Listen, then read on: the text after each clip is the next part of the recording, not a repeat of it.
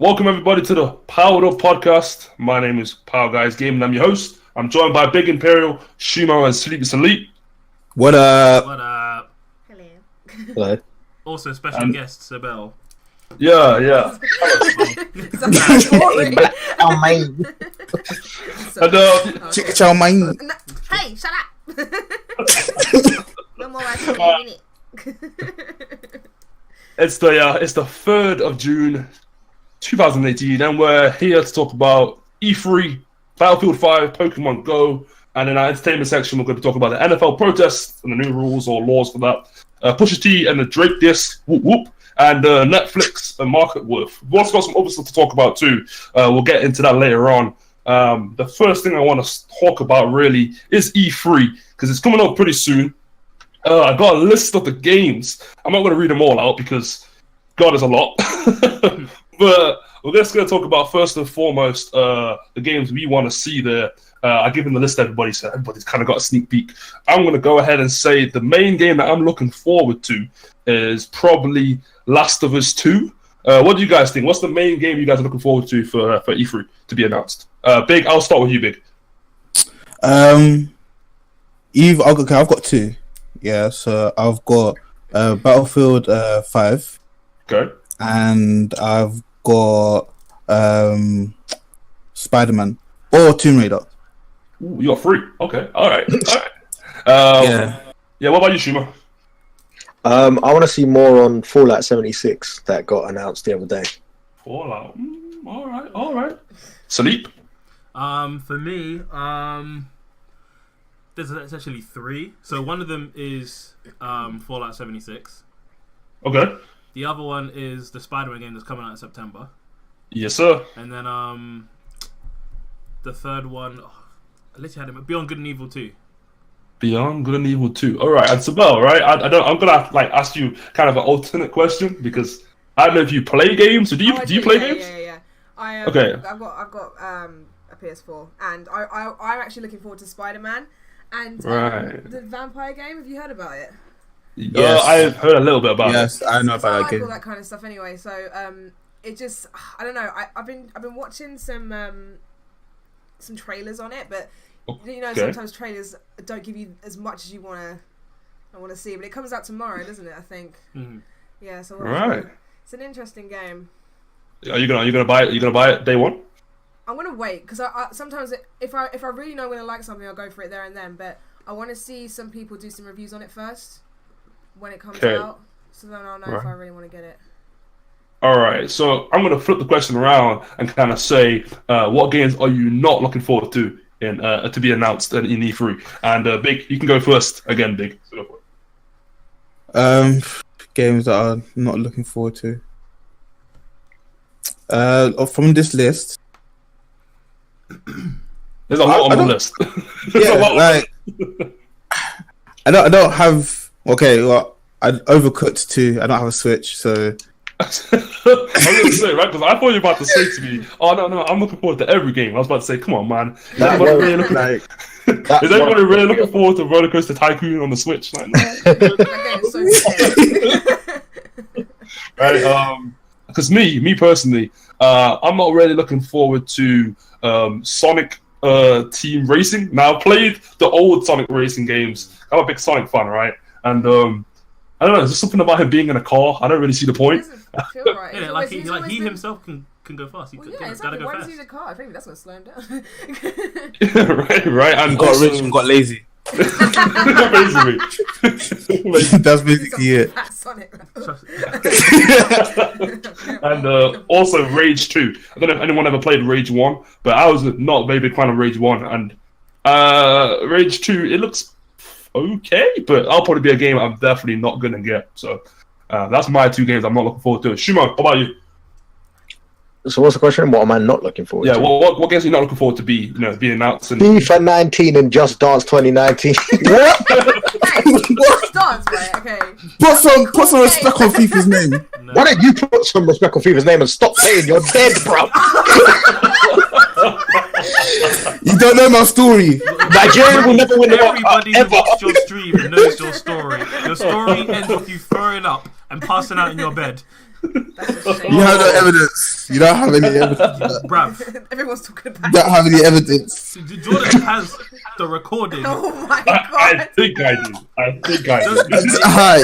You think? You doubt. You doubt. You already thought. Yeah, you have Right. doubt. What about But you? nah, What about I got so waved. Weirdo, bro. you? Sleep, the game you're not looking forward to. Yeah, not looking Not forward looking to. forward to. Oh, there's a few still. For me, Assassin's Creed, Right. Odyssey. They don't need any more of those games, man. They're all the same. I don't understand what is the point. I don't know. But yeah, Assassin's Creed, the new Battlefield. I've changed my mind on this after some thinking about it, and I'm kind of now not hyped for the new Call of Duty Black Ops 4. Right. Same thing, FIFA 19. Don't care about it. Haters.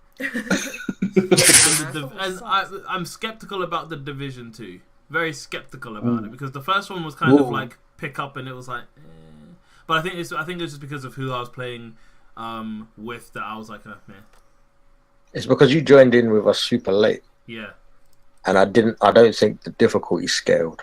yeah. But for me, I don't know. But those are the games I'm personally just not looking forward to. Fair enough. I'm skeptical about Gears 5 also. Right. I was actually gonna pick. I'm gonna pick out 3 games, and I want you guys to give me a hey or a nay. Hey meaning approved, and nay meaning not approved. Right? You got it. Sorry. So, by the way, just saying it's yay. But okay, fair enough. We'll say yay. We'll say yay and nay. So Crackdown 3. What is that? No, sorry. Listen, Crackdown 3. The rumors going around that it's been delayed again. To Really? maybe 2019. So brief rundown of Crackdown is basically you are a police-like super soldier. Dead. No. And- Right. Robocop But- shit. No, on the not street, that. on No, the ground. like basically, imagine you see So dumb. What? It's one of those things where it's like, Oh, there was 3 of these games. man. I mean, No, technically 2. The third one keeps getting pushed back. It might never come out. Some robot police. Oh, so dumb. After playing the first 2, I'm kind of like, depending on what they do, but I'm gonna say nay for now. Definitely. Right. Big. What about you? Hello, Big. Oh my god, he's falling asleep already. Get to sleep again. Don't tell. No way. Already. Hey, Big. Yeah, I don't think your mic's working. So I'm just gonna take your turn for you. I'm gonna say yay because. Oh, he's back. Oh, he's Yeah, sir. I was having a coughing fit, sir. No, he's Oh, lying. sweet. He's falling asleep. He passed out. Yeah, Nah, so yay or nay what's the for question? Crackdown 3, dude. I've never played it. You never played any Crackdown Okay, so before. that's a nay then. Nah. That's probably a nay for you then. I say yay, and the reason for it being is because I loved Crackdown 1. Crackdown 2 was good if you played 4-player because everyone was running around freaking shooting up, blowing stuff up. It was awesome. I just want to see what they would do to make it different because in Crackdown 2 they added zombies, and I don't know if anyone likes zombies as much as I do. I'm a big fan of zombies, so yeah, I want to see what they do for number 3. So, and also I think Terry Crews did like That's the a reason why I'm kind of Yeah, like he on was the fence attached about to it. it. right. He was attached to it somehow, but that was years ago. That's true. Yeah, that's true. Okay, so next one is Kingdom Hearts 3. Don't even know what that is. Does anyone know what Nah. anyone know what Kingdom Hearts is? I know that- Yeah. I've heard it before though. What is I'm it? a big Kingdom Hearts fan. So Kingdom Hearts is a game which was like mixing Final Fantasy and Disney characters together. Smash it together. Action RPG series. They're really big, weird, convoluted like story games. See, But that no, kinda yeah, I love sounds like them. my thing, though. So Say that again. that kind of sounds like what I'd play that.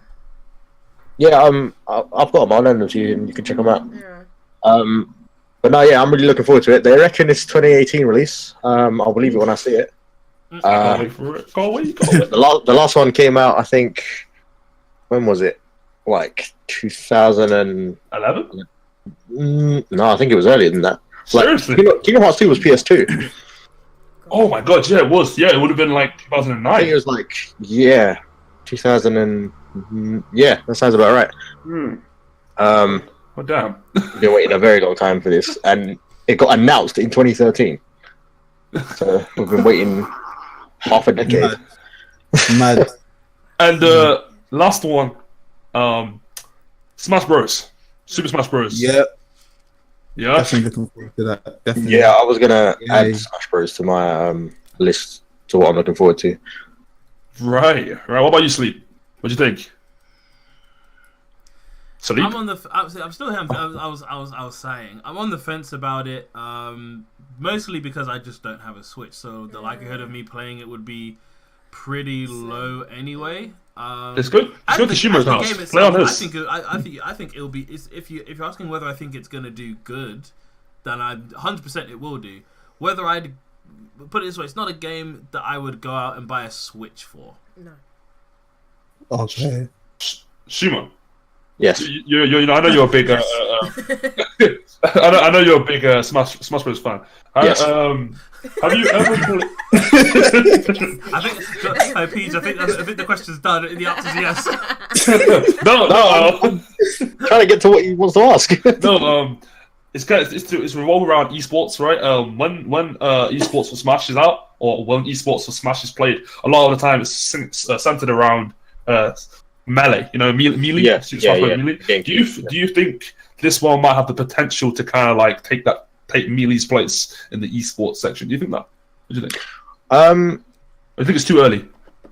Yeah, it depends what they do with it, because people like Melee for like a lot of the technical aspects of it, and some of the weird like mechanics like tripping and stuff like that. It's just like I don't get into it on that level. I just like fucking around with it with my mates or whatever. But yeah, maybe. I mean, like Melee's usually the holy grail of the Smash Bros when it comes to like Evo and stuff like that. But no, yeah, there's definitely a chance just on the name alone. Fair enough. All right, fair enough. So I'm gonna move on to kind of the schedule for E3. I got like a little list up. So Saturday the 9th, that is, I believe it's E3's EA's section, or EA's day, I guess. Sunday the 10th is Xbox's Bethesda, depending on how you pronounce that. I believe that is the 11th, along with Square Enix. I believe also with Ubisoft as well. So that's 3 on the same day. The 12th is Sony, which is what I'm personally looking forward to. Nintendo is also on the 12th as well. And I believe that is kind of it. I think it stretches over, 3-4 days, I think. Yeah, 5. I think is it 5 days? Yeah. Okay. Yeah. I'm personally looking forward to Sony's one because, and the main reason why I want to talk about this personally myself, I'm going to kind of get you guys to weigh in, is because people have been saying the PS5. Yeah, I was hearing about that as well. It's supposed to be rumored to kind of make its not necessarily appearance, but be talked about or be announced this year, right? So the only way we're going to really hear about it is in the Sony announcement, right? So I'm personally looking forward to seeing what they say about it. Now, I don't think the PS5 is going to come out this year or next year. I think it will be the earliest is definitely be 2020. Yeah. I mean, right? What more can they do? Well, you say that. What more could they do? Yeah. They surprise you every time, so it's like, but I just feel like it's going to be... Yeah, because the PS Pro and the Xbox One X are capable of doing 4K games. Yeah. But they have to obviously be designed differently, and it's a whole. Do you think that will be the main thing then? The main feature is oh yeah, that'll be one of the things. But it will be geared more towards. Well, that. yeah, that's fairly new, isn't it? That's what I was going to actually pitch a question to you guys. What if we can get into it? What do you reckon the speculation will be for the PS5? Like, what do you think spec wise is going to change? What do you think they're going to try and push with this new console? And that's if they announce it. I'll go first. I'll take that one first. I think if anything, what they're gonna do is just is kind of like just double down on what the PS4 has, right? So it's gotta make sure like it can lock 60 FPS on almost every single game that is graced with it. All the graphics has to be what they classify as next gen. That's what they always call it when a new console comes out, right?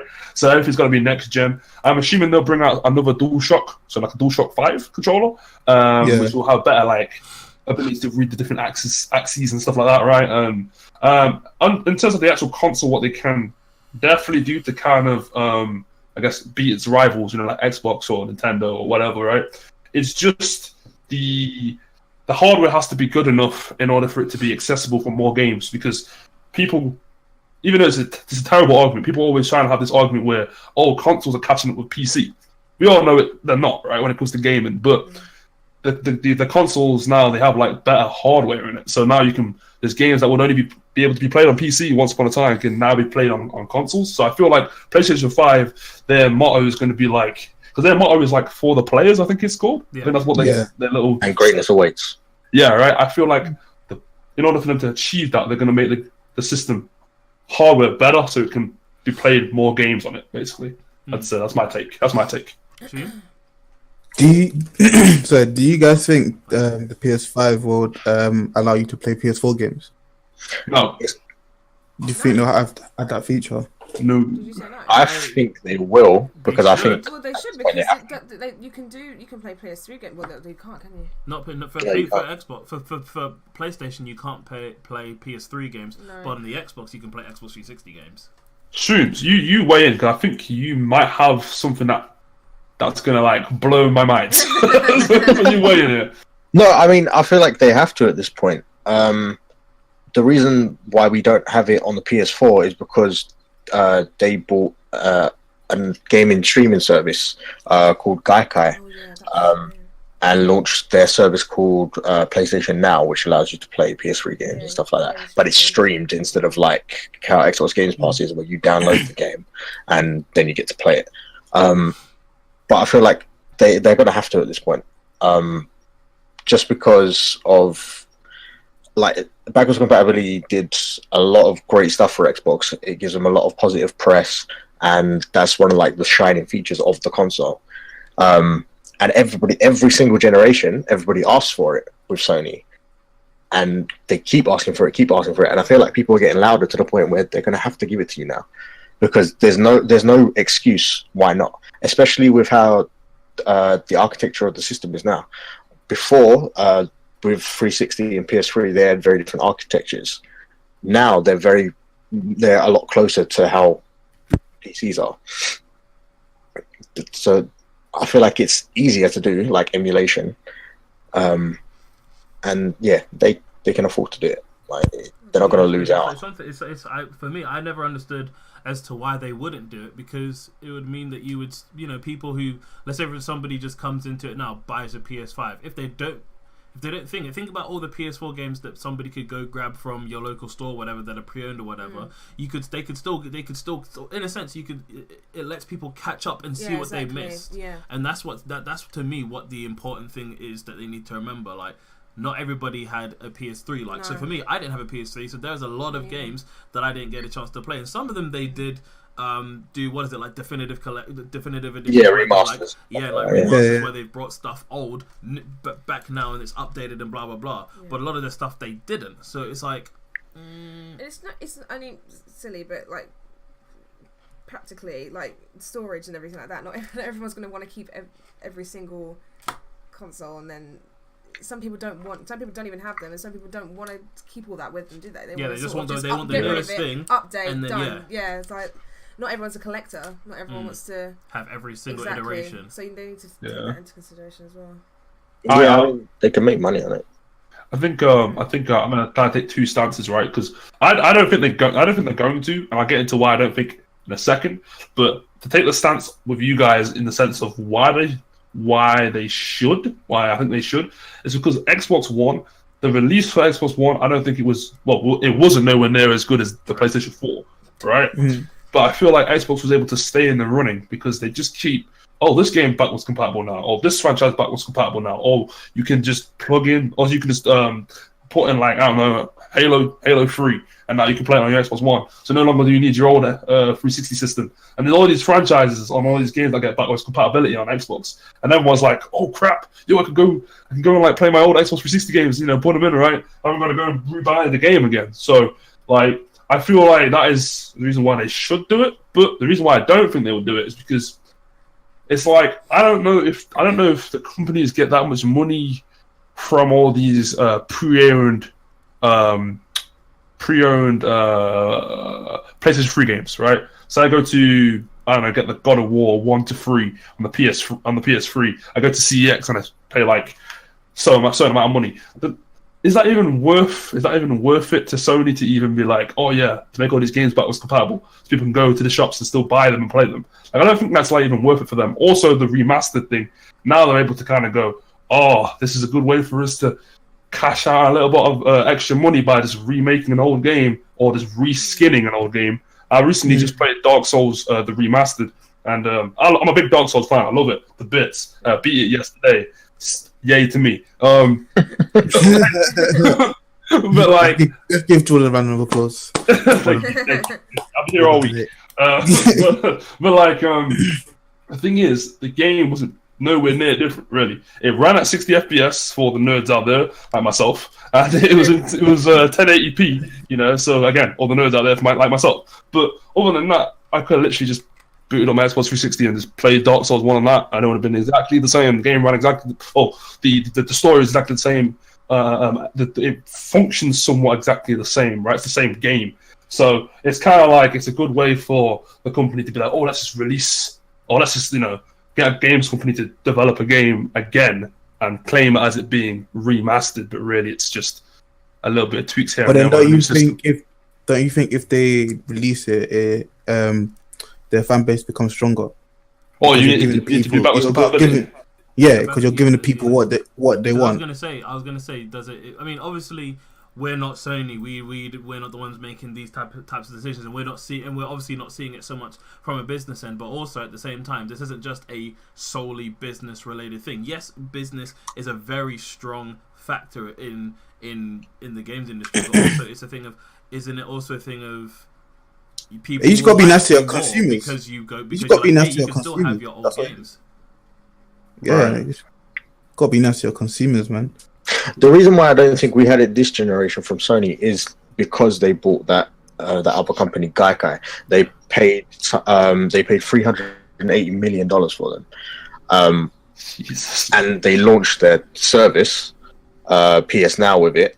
Yeah. So it wouldn't make any business sense for them to be like, oh, basically your discs work. You don't need to pay for our service to do this, even though we've just spent 380 million plus because we've got to redo everything, move everyone over, etc. They'll do that on the next one then. They'll create another service where you can play both PS3 and PS4 games to make more money. But they wouldn't do. They don't double. I don't think did the PS3 double backward, didn't it? Or am I wrong? Yeah. No, so the first PS3 that was released, the fat 60 gig one, that did PS2 games, but then like the model immediately after that, the 40 gig version, which was the more widespread one, didn't. Yeah. But I was saying, the first one, did that do PS1? No, I don't know. Yeah, I was gonna say, I don't think it did. Because I was gonna say, there's never been a thing where they've doubled back. It's only been one generation behind. The previous one before that one too. Yeah, it's only been a previous generation. Literal previous generation. I've heard rumors from people that they believe that this will be the last console. Yeah, that's what I heard. I don't know if that's true. They said that this time. Because I mean, technology is always updating every time. So I mean, it's like the whole iPhone situation. You think that they're going to stop, but they never do. It's just a form of marketing, man. They want everyone. Because I was going to say, there's a law, and I forget what it is, but it's basically to do with technological advancements and how we're hitting a plateau. So I was gonna say because there's been a point where we've been progressing, but nowhere near as fast as we have been before. Like if you take the past, if you take a certain period of time, we've definitely progressed slower. I'd say from 2012 to now, it's sort of hit this moment where it's like we're going backwards a little bit. Do you know what I mean? It's like we're staying very level to where we are. We're plateauing. That's what's happening. We're plateauing. Yeah, exactly. But there was a time where it was like, oh my god, this is happening. You do this just now. a lot of stuff. Everything is just happening so quick. 10 years. Yeah. 2000 to 2010, I think maybe that time it was just so mad. Now it's like, well, what else can you do with this phone? And for me, what I was going to say is would it even warrant would it even warrant I understand. Yes, we understand from a marketing point of view, it makes sense because it makes money. But let's just sort of take sort of that out of the equation if we can.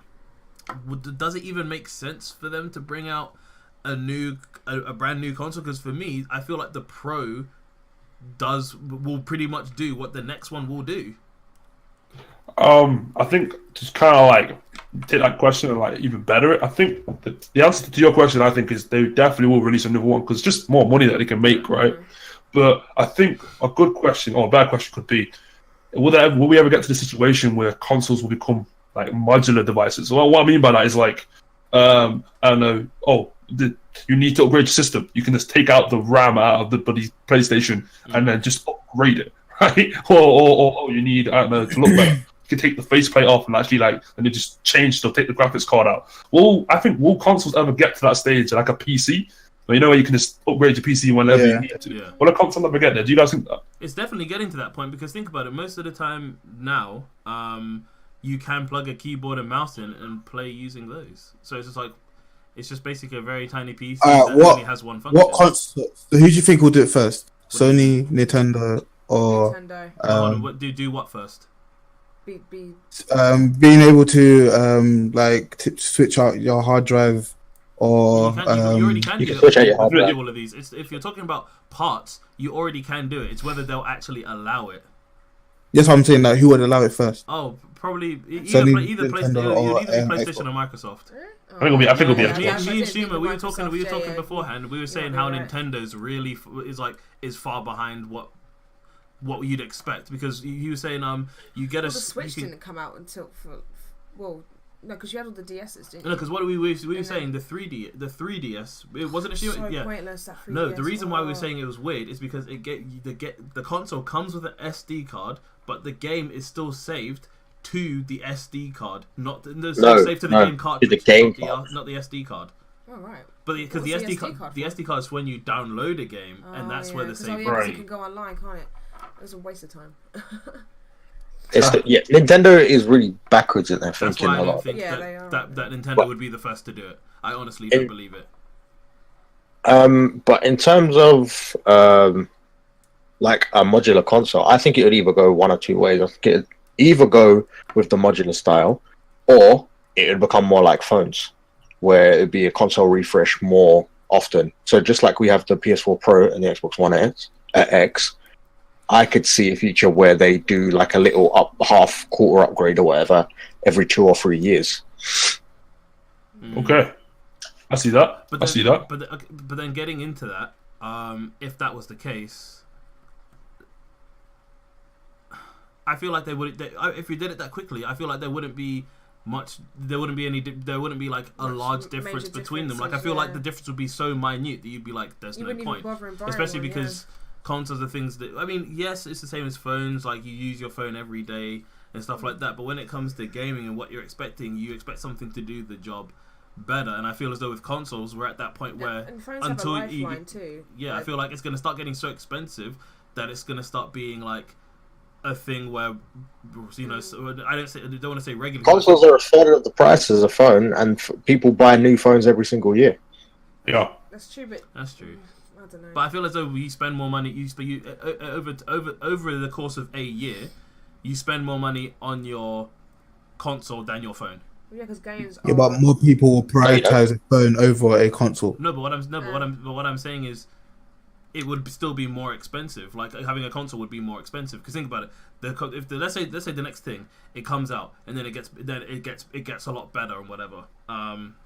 So you're obviously going to expect a price increase. So considering it's got to be better than a Pro, like, and I understand, yes, over time technology comes down or whatever, but I feel like this next console would be standard price, like I feel like anywhere between 500 and 600, maybe more. No, they wouldn't do that. They couldn't do that again. No. That's how exactly the PS3 failed in the beginning. Oh, yeah, that was mad. Way. Because they came out as $500. Already so expensive. Yeah, and games are getting more expensive because teams are getting bigger, which means it's more people to pay. So like £600. That's not down to the console maker, though. Oh yeah, no. But you know what I mean. Like that is a thing though. Surely they wouldn't make it that. But then again, do you know what? They might do because but that's the thing. Like think about it. In a year, typically, how many games would you say you guys would buy? I buy a lot. in a year. Yeah. So You I feel yeah. as about though 30 by the plus. time a year, like if you buy, let's take your phone and then you take a You've got to take into consideration people have contracts as well. yeah. So let's say So let's that's say like you buy buying a new game let's say every for instance month. you buy a phone If you think outright. about it, Yeah. depending So let's on say how you much buy your a phone contracts. outright and then you buy a console outright. I believe you'll spend more money on your console in a year than you would do on your phone. And this is and I'm including your plan too. Oh, it's close, man. It's close. No, I genuinely feel you'd be spending more. I don't know. I feel like it's about. Would the you same. okay? How many games would you say? No, but wait. You're taking the console and the games together as a price. You're not taking the phone and the extras. You're taking just the phone. No, I'm saying talking about the contracts the as contract well. included. Ooh, it's close, man. Yeah, close. because think about it, you also have to technically pay a contract for your console as well because of the online stuff. You have to think about some of the subscriptions that you have on there as well. On Yeah. But if we're PlayStation, just so saying you're it's just probably solely right. for gaming purposes. Then you've I got, mean, then I you've got still- PlayStation Plus. You've got, and if I guess if you want to do You've got PlayStation now, in-game purchases as well, I guess. with But not everyone does that, do they? I still think it would be cheaper if it was spread out over every 2 or 3 years. I still think it would be cheaper. I mean, not everyone Yeah. buys games every month, and plus. I had my launch PS4 for 4 years, yeah, same. and then I got a Pro. I've had a Pro for nearly a year now, or whatever. Yeah. How long has it been out now?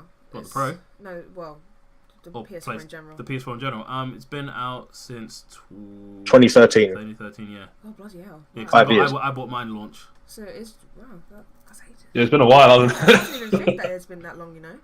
Yeah, yeah. All right, guys. Well, I'm going to wrap up the E3 talks, and we're going to move over to. One so last much. quick question before we disappear. It's you super want it? quick. You want it? Okay. Super quick and super Yeah. simple. Go Do for it, you go for it, go reckon- for it. Because obviously there's rumors that PlayStation might talk about a console. Is it the same for Microsoft? No. I don't think PlayStation is going to mention anything about PS5.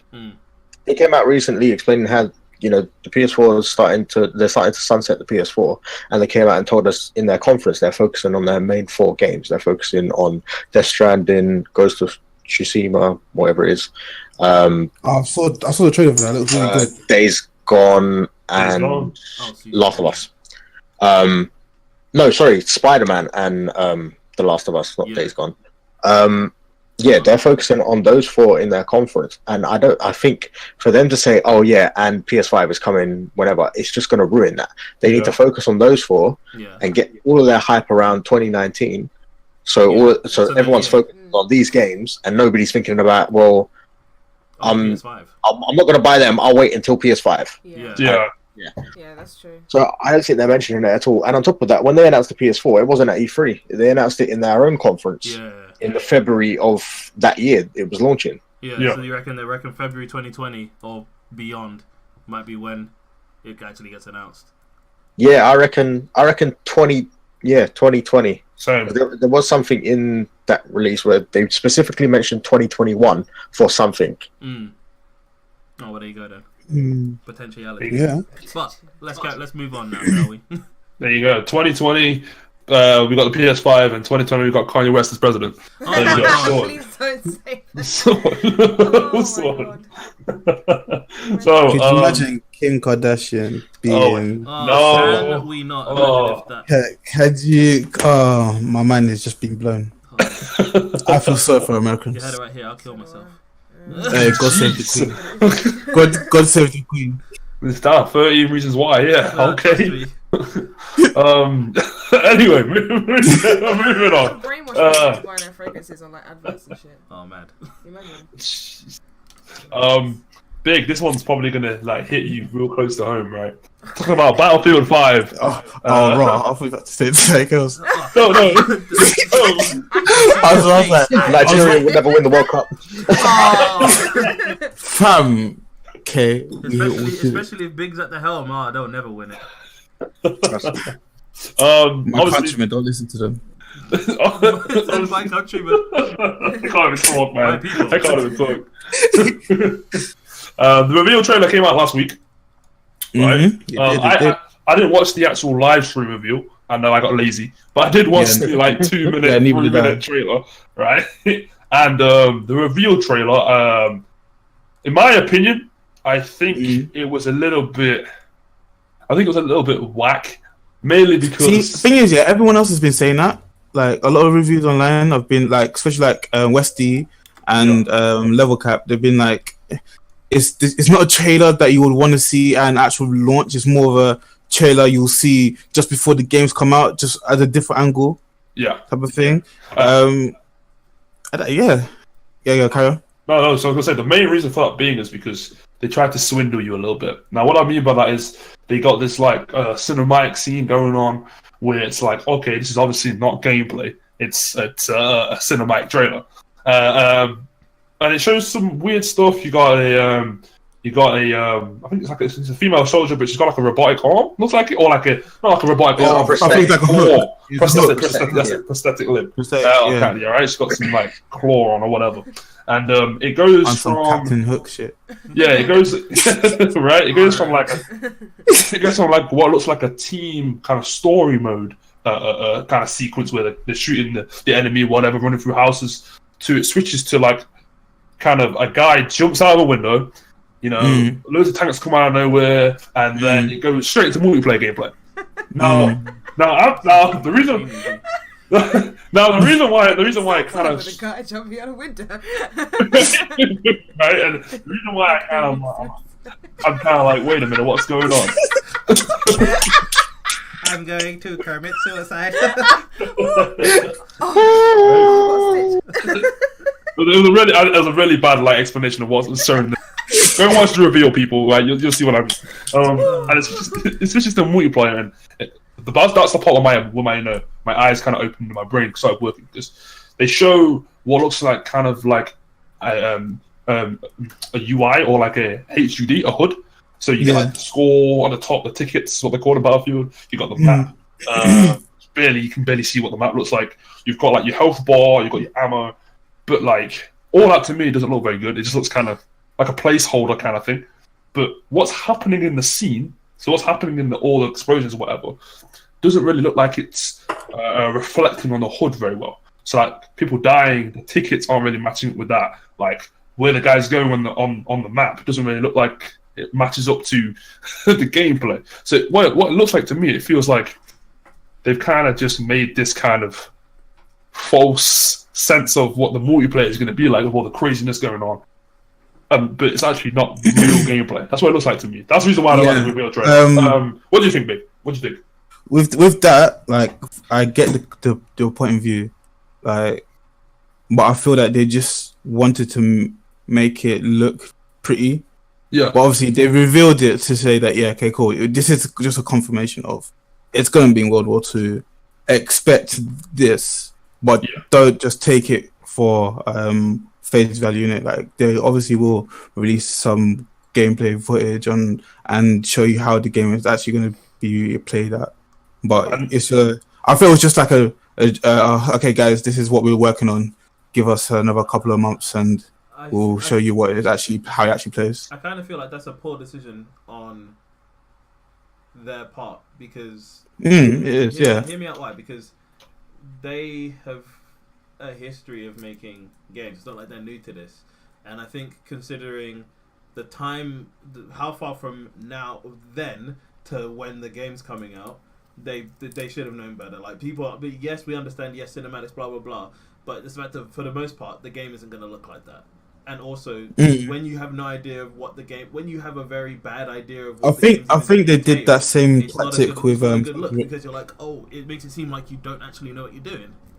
Yeah, I think they did the same thing with Star Wars. Well, I think one of their first trailers. I think it was the first one where it wasn't really. Yeah, so they just made it look really pretty, and then when you came to playing, it was like, yeah, this wasn't how you lot showed it to be. Yeah, very similar to BioShock Infinite. If anyone ever played that, it had the whole, you had like the little kind of like, I guess, air train lines you can walk onto and fly around in BioShock Infinite. And the trailer that they showed, when it came to actually playing the game, yeah, there was very similar elements to that, but there was nothing. I remember that. It was all very fluid, and there was like powers that weren't in the actual game and stuff like that. Yeah, right. And they got in trouble. They basically got in trouble saying that games companies, they're not allowed to, when they're doing a cinematic trailer, something, or sorry, a gameplay trailer, sorry, they're not allowed to like just create a level just based to showcase that. They have to, at least the level has to be in the game. Isn't it? You can't do that. Yeah. Right.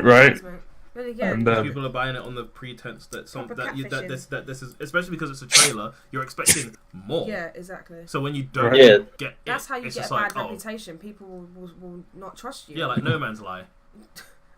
No man's lie. Same thing happened with Watch Dogs, and the same thing happened with Aliens cloning all. Oh, Watch Dogs. Still not over it. Ubisoft. Oh, PG. Remember Watch Dogs? Games.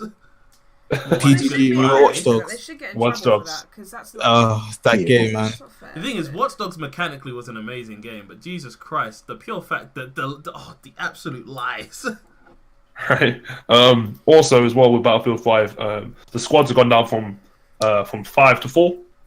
So unfortunately, we can't have a fifth man anymore. I'm sorry, Sibel. Yeah. It's 4-man now. And also as well, it's World War II. I'm not big on history myself. Like I don't study history like everybody else does, but I saw in the the trailer and that I think a guy had a katana sword on his back, but I'm pretty sure he was like a British soldier. I don't know. It looked weird. I think. You're gonna get people that are like, "Oh, that's not historically correct."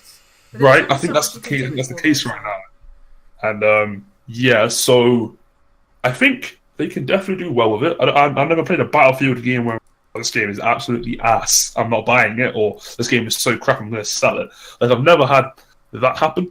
But with this false advertising by the looks of it, or at least with this craziness they got going on, where they try to portray one thing but it seems to be a different thing, I don't think that's a good start. Let's just say that, right? Yeah. All they did, all they did was just like, so your health bar is no longer in the top left corner, if I remember. No, bottom left corner. It's in the middle, just below. And they've just changed the actual like layout. It looks cleaner though, but still. It seems like they might have it's just for the game and then that's it. Yeah. It just looks polished, but. So again. So let me get started on this. So I loved Battlefield 1. Yeah. I played it a bunch. I was really looking forward to this. Yeah.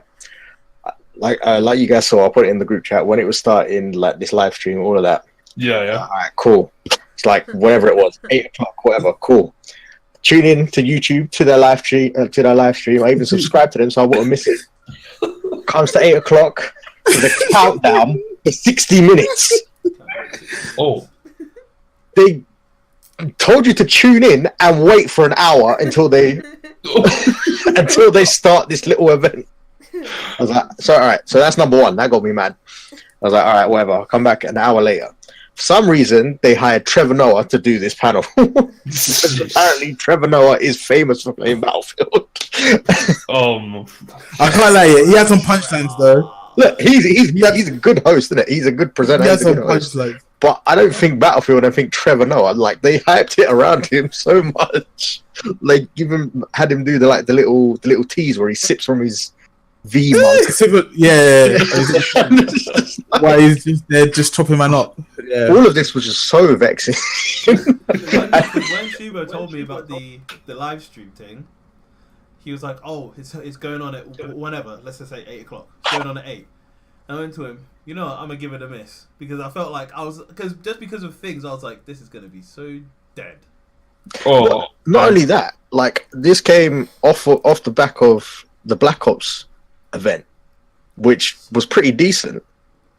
And Battlefield has a history of coming out and outshining them usually. Yeah. Like in terms of trailers and new features and stuff like that. Yeah. And then they just released this weird, like this weird trailer. I think they'll go more in depth in it in E3. Well, yeah, this is what I was going to say was annoying me because the information that they did provide was so vague, and the answer was, "Oh, but we'll show you more of that in at E3." So basically, this was an announcement about an announcement. It's like, there's no point. And this links to what I was It's saying an before, inception. saying that they're a company that knows how to do stuff. Like Shumo said, they've usually outshined Call of Duty. I actually momentarily got hyped for Call of Duty. That's how you know they fucked up. And you know why it is? It's because they're Swedish. There's something wrong with the Swedes, bro. I'm telling you. DJ, if you listen to this, we're talking about you. Isn't it? It's all in the meat. Oh man. For me, this game is 100% not buy ever. I'm gonna wait for Wow. Battlefield 6. Nah. I'm excited for Battlefield 5. I want to see the actual announcement that they're supposed to give us. I want to know what the game is. Yeah, like because they mentioned Jason. big. What was it called? It's Grand Operations now, isn't it? Yeah, Grand Operations. Yeah, and they've made it seem like it's like this big massive event that spans over a few weeks or whatever, or a couple months that everybody kind of chips into. Yeah, but so it's like nobody has any idea of what it kind of looks like, and you can't get a grip of it because it was just like a one-liner. You know what I think it'll be? I think it'll be Clash of Clans. A little bit. Yeah. Okay. So you see, you have Clan Wars, right? Yeah. So they last on for like a 24 hours space. So I think they'll probably do like a day-to-day. So you'll pick your designated. You'll pick factions. Yeah, you pick your faction, and a faction would fight another faction, and then when the collective numbers would win. Okay, is it sort of like the same system? I know, Peach, because I know you're. No, but that's not info. That's what I'm thinking. Yeah, that's what they'll go with. Are you saying it's very similar to? And I know Peach and Shumo will know about this. You know, Mortal Kombat, where you pick a faction. Yep. Is it that type of thing that he's on about? Well, yeah. Nobody has any idea because they didn't explain it. Yeah, they didn't explain it, but that's my 2 cents. Oh, but that's what you're guessing it might be. Yeah. Okay. I feel you now. Similar games. There's Mortal Kombat faction. Basically, you choose. For Honor does it as well. For Honor does it. You've got what's the other game? PlanetSide 2. If anyone's ever played PlanetSide 2, PlanetSide 2 does it too. Nah. And there's plenty of other games. You haven't played PlanetSide 2, by the way, Big. You should definitely play it. It's super fun. You can get it on PS4. We'll play it one day. It's pretty awesome. But staying on topic with Battlefield, my last thing I want to mention is I saw some tweets about a new game mode called Airborne. And with Airborne, essentially, it's like an attacking and a defending team. The attacking team, they enter the map by parachute, so they jump out of a plane or whatever, or battle bus if you're Fortnite. You parachute all the way down to the land, and you have to take out these artillery, like artillery cannons or whatever, right? So it's kind of like a push and hold or attack and defend kind of game mode, which I don't think has ever been done that way in Battlefield. I don't think you've ever had to like all jump out of a plane or start out of like one little bunker and spread out to try and attack all these different objectives. It's very similar. It sounds like very similar to Rush in a way, because obviously in Rush, you take out the objectives and you push forward. Take out the objectives and you push forward. But the aerial assault, that might spark a little bit more kind of fun to it, a bit more World War II, I guess that's what they're trying to go for. I know that fart didn't really. Oh no, that was my thoughts on it. Oh, I thought you already farted. Oh man. Oh, no. I can't. No, you don't. No, I'm please sitting don't. Right next to you. Don't even think. Hey, I've been holding my name for the longest, man. My belly's hurting. You know, the microphones just blow up because of you.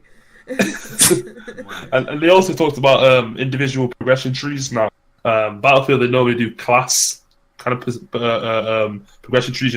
Soldier, medic, sniper, engineer, whatever, and you unlock through that class, and then you get the different weapons to kind of support that class. Or if you're a baller, you can just pay money and just fast track all that shit. I think with individual progression trees, I'm not too sure what they really mean by that, but I'm guessing if you choose a gun, you just progress with the gun rather than the class. I guess that's what they mean. Does anybody know what they mean by individual? I think that's what it is. That sounds like that's how Call of Duty do their thing. Yeah. I don't know if that's a good step or a bad step. I think it's just a unnecessary step. I feel like Battlefield's always been you choose a class, and if you're good with that class, you unlock better stuff with that class. There's no need for it to be now you have to play every single gun or every single person, But I think they're also going to go with a very similar, like Black Ops kind of thing, where you get this different specialist classes. Or if anyone's played World War II, you get like the different, what are they called? I think they're called outfits. I think they're called, where you get like different progression for that different class or whatever else. So I think they're going to go for a similar thing with Call of Duty. That's Battlefield 5, really. Does anybody want to add anything to Battlefield 5? No. Before we move on? No, sorry. No? Oh, fair enough, man. Battlefield 5, we're looking forward to E3 to show us what's going on. Right, what dates are coming out? The 12th? October something. The 12th is Call of Duty. Oh, then it's the 6th. No, the 26th. No. I think it's 26. No, that's Red Dead. That's Red Dead. Oh, yeah, okay. Sorry, say that again, Streams? Red Dead's November, I thought. Oh. I'll quickly have a look. No, Red Dead, I remember it's the day after my birthday. Actually, no, that might actually be. Well, I'll take a look at it before we finish. 19th of October. Oh, there you 19th of go. October. Make sure There you you miss go. the 19th of October. Forget that date altogether. Wow. Enemy of progress. Right, moving off from guns blazing to a bit more kind of nostalgia. Pokemon are releasing a new game called Pokemon Let's Go. They got 2 editions coming out for the Switch. It's called Pokemon Let's Go Pikachu or Pokemon Let's Go Eevee. And essentially what they're doing is they're remaking Pokemon Yellow for the Switch with new updated kind of graphics and gameplay. With this, they're both going to be launching, both titles are going to be launching in November 16th. And essentially all you do with the different titles is you get different starter Pokemon. You know how you get like the different, you get like, I don't know, what is it? Pokemon Crystal, Pokemon Dark, Pokemon Light or something, right? You get different Pokemons, and with each game it's similar, pretty much the same game. It's just like you get different starter Pokemon, or you get different legendary Pokemon. Very similar. The new stuff that they added, which makes me pretty excited, is that players will be able to trade Pokemon and battle other players, which I know they do that with the new stuff, but you've never been able to do it with Pokemon Yellow, so that's awesome. And they're also going to be adding a new catch system, and they kind of explain it being reminiscent to Pokemon Go. Pokemon Go, you find a Pokemon and you have to like use your finger to swipe the Pokeball and have to flip over and land on the Pokemon's head. Boom, you catch it. It's very similar to that. Apparently going to be using the Switch controls to kind of use that. I don't know how. The Joy-Cons are motion controls. That's it, Joy-Con. There you go. See, I told you, shoes, man. got that knowledge. And then the last thing, which is definitely super duper exciting for me, is they add 2-player co-op. Now, I haven't played Pokemon in a very long time. I'm not the biggest Pokemon fan, but I don't think we've ever had a co-op Pokemon before. Correct me if I'm wrong. I don't think we ever had a co-op Pokemon before. That's 2-player co-op. No, yeah, I don't. Yeah, not like a traditional game with co-op. Yeah, I don't think so. Yeah. So with that all being said, basically Pokemon Go is just a remake of Yellow with some Pokemon Go touch features, which apparently is going to be 2-player co-op. What do you guys think? Streams, I'm going to let you go first because you're the Switch guy. You're a Nintendo Switch guy, so go first. So I woke up to all the Pokemon news when the day they announced it or whatever. They announced it in Japan, so it got announced overnight. They had a big, like, I think it was like a 48-minute press conference for it, Yeah. I'm watching this event. It's a load of old Japanese guys dressed in black. They're in an all-black room. That's all you can see. You can just see black. You can see the podium where the guy's talking, and you can see the screen. Now, when you think of Pokemon, you think of color, you think of like joyful, you think of happy. These guys were so monotone and depressing; it was unbelievable. It was like a funeral. Maybe they're just tired. No, Wow. it was like a funeral. It was maybe they're just having problems with their wives at home, and what? Like, So let's decorate. Leave that out. Decorate the room all in Bring black. to the Kanto region, bruv. But that aside, anyway, so I'm watching it. So, like you were saying, this is a Pokemon Yellow like remix with Pokemon Go elements. This is coming out in November, but there is a more traditional line title coming out next year, which is what they announced at the very beginning of their thing. One thing you missed as well, they're also launching a special controller for it as well. Oh, I did not know that. Oh, sweet. which is a Pokeball with like a joystick on it. Whoa. Have they released the pictures of that? Yeah, like it's in the videos for it. And basically you like do like a hand motion or whatever, like you're throwing, and it'll act as though you're throwing the Pokeball when you're catching things or whatever. Wait, so will that You can be move around with it or whatever. Is this to go with the Switch? Yeah, it's for the Switch. It's a separate thing. You have to buy it separately. Do you need that, or is it just? You don't need it. It's It's an just a bit optional of thing. fun, really. Yeah. Okay. Once you see it, you get an idea of what it does, and Yeah, you I can already kind of know get it. that these children are going to throw it through their TV. Has a safety handle. Yeah, you already know that's how Mum, I'm people sorry, sell I it. was trying to catch a Raichu. Where's the fucking that? Oh my god. What, the It's safety like, But, it's like the Wii stick thing again. Oh, trust The me, amount so of many times that broken almost TVs. flew. Oh my god. That's exactly what's going to happen again. But yeah, I'm a little bit on the fence about it because I'm a bit annoyed that the wild the wild Pokemon that you find, you can't fight them, you just catch them. Yeah. You can fight trainers, Yeah. but there's been no mention of like gym battles or whatever. But there's very clearly some sort of story in it. I'll pick it up, I guess, as like a stopgap to like the next game. It is a bit weird, but at the same time, they also announced a little mobile game called Pokemon Quest, which was out that day for the Switch. It's a free-to-play game. Well, they called it free-to-start, which I've never heard. But it's a free-to-play game. It's like a little. I don't know how to explain it. It's kind of like a little baby Diablo. Okay. Oh, wow. Okay. And yeah, it's pretty entertaining. It's got like cool. It's got like I don't know how to explain it. So you know, like these mobile games, you can play a certain number of times, and then you've got to wait Yeah. until you can play again. It's got like that sort of mechanics, but they're not aggressive with it. It's very easy to earn like the currency in it and just pay off like for recharges and stuff. Me and little Gary have been playing it quite a bit over the last few days. It's pretty entertaining. It's a good little time waster, and it's coming to mobile, I think, next month maybe or whatever. Is that iOS or Android? Do you know? I think it's both. Cool. But yeah, for now, for the moment, it's only on the Switch. But I wanted to ask you, would this game make you want to get a Switch? Ooh. This game alone? No. No. Switch is it's a waste of time. But It's just, say the Switch is just. I think it's just. I don't know. Maybe it's because I'm. Have you had any experience with the Switch? No, but I have. I mean, I'm still in love with my little Game Boy Advance SP. So I can't. I know. OG so I crew. can't let go. A Switch to me is just so pointless. I don't know. I just don't understand. I just don't get it. I mean, I had a DS, and that was enough for me. Like, because it could take cartridge and it could take the new DS games Yeah, or because whatever. this is obviously getting rid of. This is what we were talking about. It gets rid of using those things. That's the thing. I just think. I don't know. I don't think it'd be enough for me to get one. To be honest. what I can say is that it's a good stepping stone, because now you have kind of the major Nintendo titles.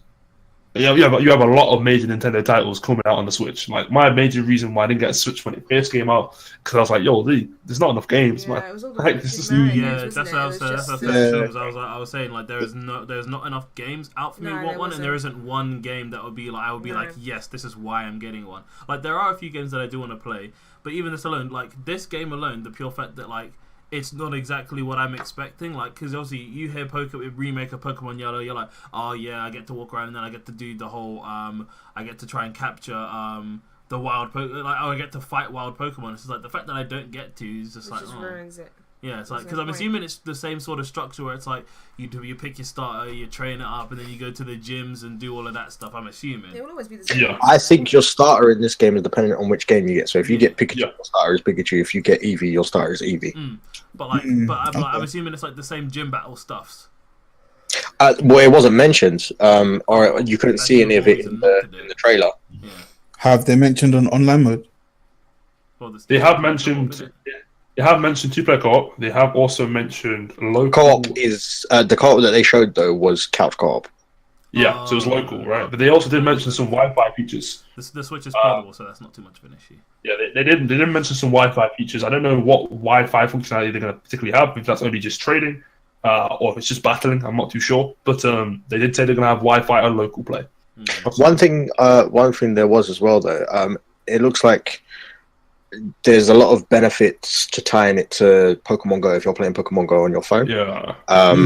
You can trade Pokemon to and from via Bluetooth. Really? Okay. From Switch to your phone, from the phone to your Switch or whatever. So if you're playing Pokemon Go on your phone out and about or whatever, you can get them Pokemon and put them on the game. Okay, that's good.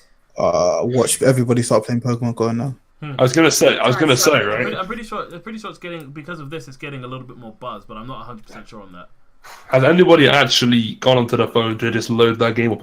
Nope. I actually did that last week. No, I played it. I think I played it for 2 days when I first got it, and then I was like, oh, I actually have to move. So no.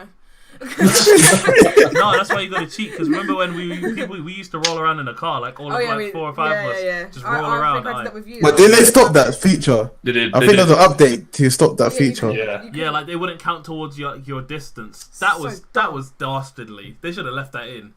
Right. Yeah, my house. Let me cheat, man. I will say though, after the announcement, Nintendo stock price rose by 10%, so it's a positive. Say again? Say again? After the announcement, Nintendo's stock price raised by 10%. Oh, it raised? Oh, I thought you said... Oh, my God. I thought you said lowered. No, it went up. So it is a positive for them. Yeah, nice. I think it successful, but but for me personally, unless there's particular things that I want from it, I wouldn't be getting it. I feel like you don't like Nintendo games there. No, the thing is, it's not that I don't like them, but it's just the fact of... You don't like them? No, it's not that I don't. It's just the fact of my interest in Nintendo just died off naturally from the last Nintendo thing I had. I was gonna say. Okay, the last thing I had was a Wii, but that doesn't really count same. because the Wii was the Wii. I think we can agree the Wii was kind of dead. Yeah. No, I think the Wii was awesome, man. But what was the last? Yeah, good game. Yeah. You need to stop with the lies. For a while it was. I guess it was the whole... Red Steel had potential. Red Steel. Red Steel was dope. My last thing was a DS, and the reason why I ended up falling out with Nintendo was just because my personal time was more preoccupied with being on a console or PC. Nintendo. What was the last? That was the game. What was the last Nintendo game you played though? I mean, completed. Sorry. Nintendogs don't lie. It was Pokemon Pearl. Pokemon Pearl. On the DS. Yeah. That's the last thing I remember playing, and I'm pretty sure I completed it, but that was it. I think I played Spyro, the DS version. Spyro's coming out. The thing is, I would like there are a lot of games that I would get for a Switch. Most of the reason why I haven't got a Switch is because I don't really have the money for it right now. Like I would, if I got a Switch today, the games I would want would be Mario Kart. Yeah. Yeah, can't go wrong with that. That's the only thing I think of though when I think of Breath of the Wild. Yeah. And if I had a Switch, I would probably get the Monster Hunter that's coming to it. Yeah, what's that about? Like, I can't imagine that happening. Because the Switch is basically like a little like controller with a screen in the middle. I can't see it. I find that it would definitely really work. strange. Do you think? I don't know. You can't see what? I don't know. Just Monster Hunter working on a Switch. I feel like it's a big game, and I feel like it needs. Well, you're thinking of it differently, so it won't be like Monster Hunter World. It will be like how the old Monster Hunter games were. And Monster Hunter has been like Nintendo has been the only place where you could get Monster Hunter games since Wii. Yep. Yeah. So they've always kind of been on it. It's not going to be like Monster Hunter World though. Monster Hunter World was a step up. Yeah, I guess that's. I've never played the old one, so I guess that's probably why I'm basing it on that. So yeah, it's not that I don't like Nintendo games. It's just the fact of most of my childhood was based on playing everything, pretty much anything more relevant but Nintendo. And before we move on to the next topic, I'm going to kind of put you guys all on the spot here, right? I'm going to start with you, Big, because I'm going to make sure that you're awake and alive for Wow. Name me 5 Pokemon. And by the way, guys, you can't name the same 5 that the previous person just did. Shit. Okay. Big, you can go first. I'll give you the benefit of that going first. You got Snorlax. Okay. You got Of course you'll say that first when you.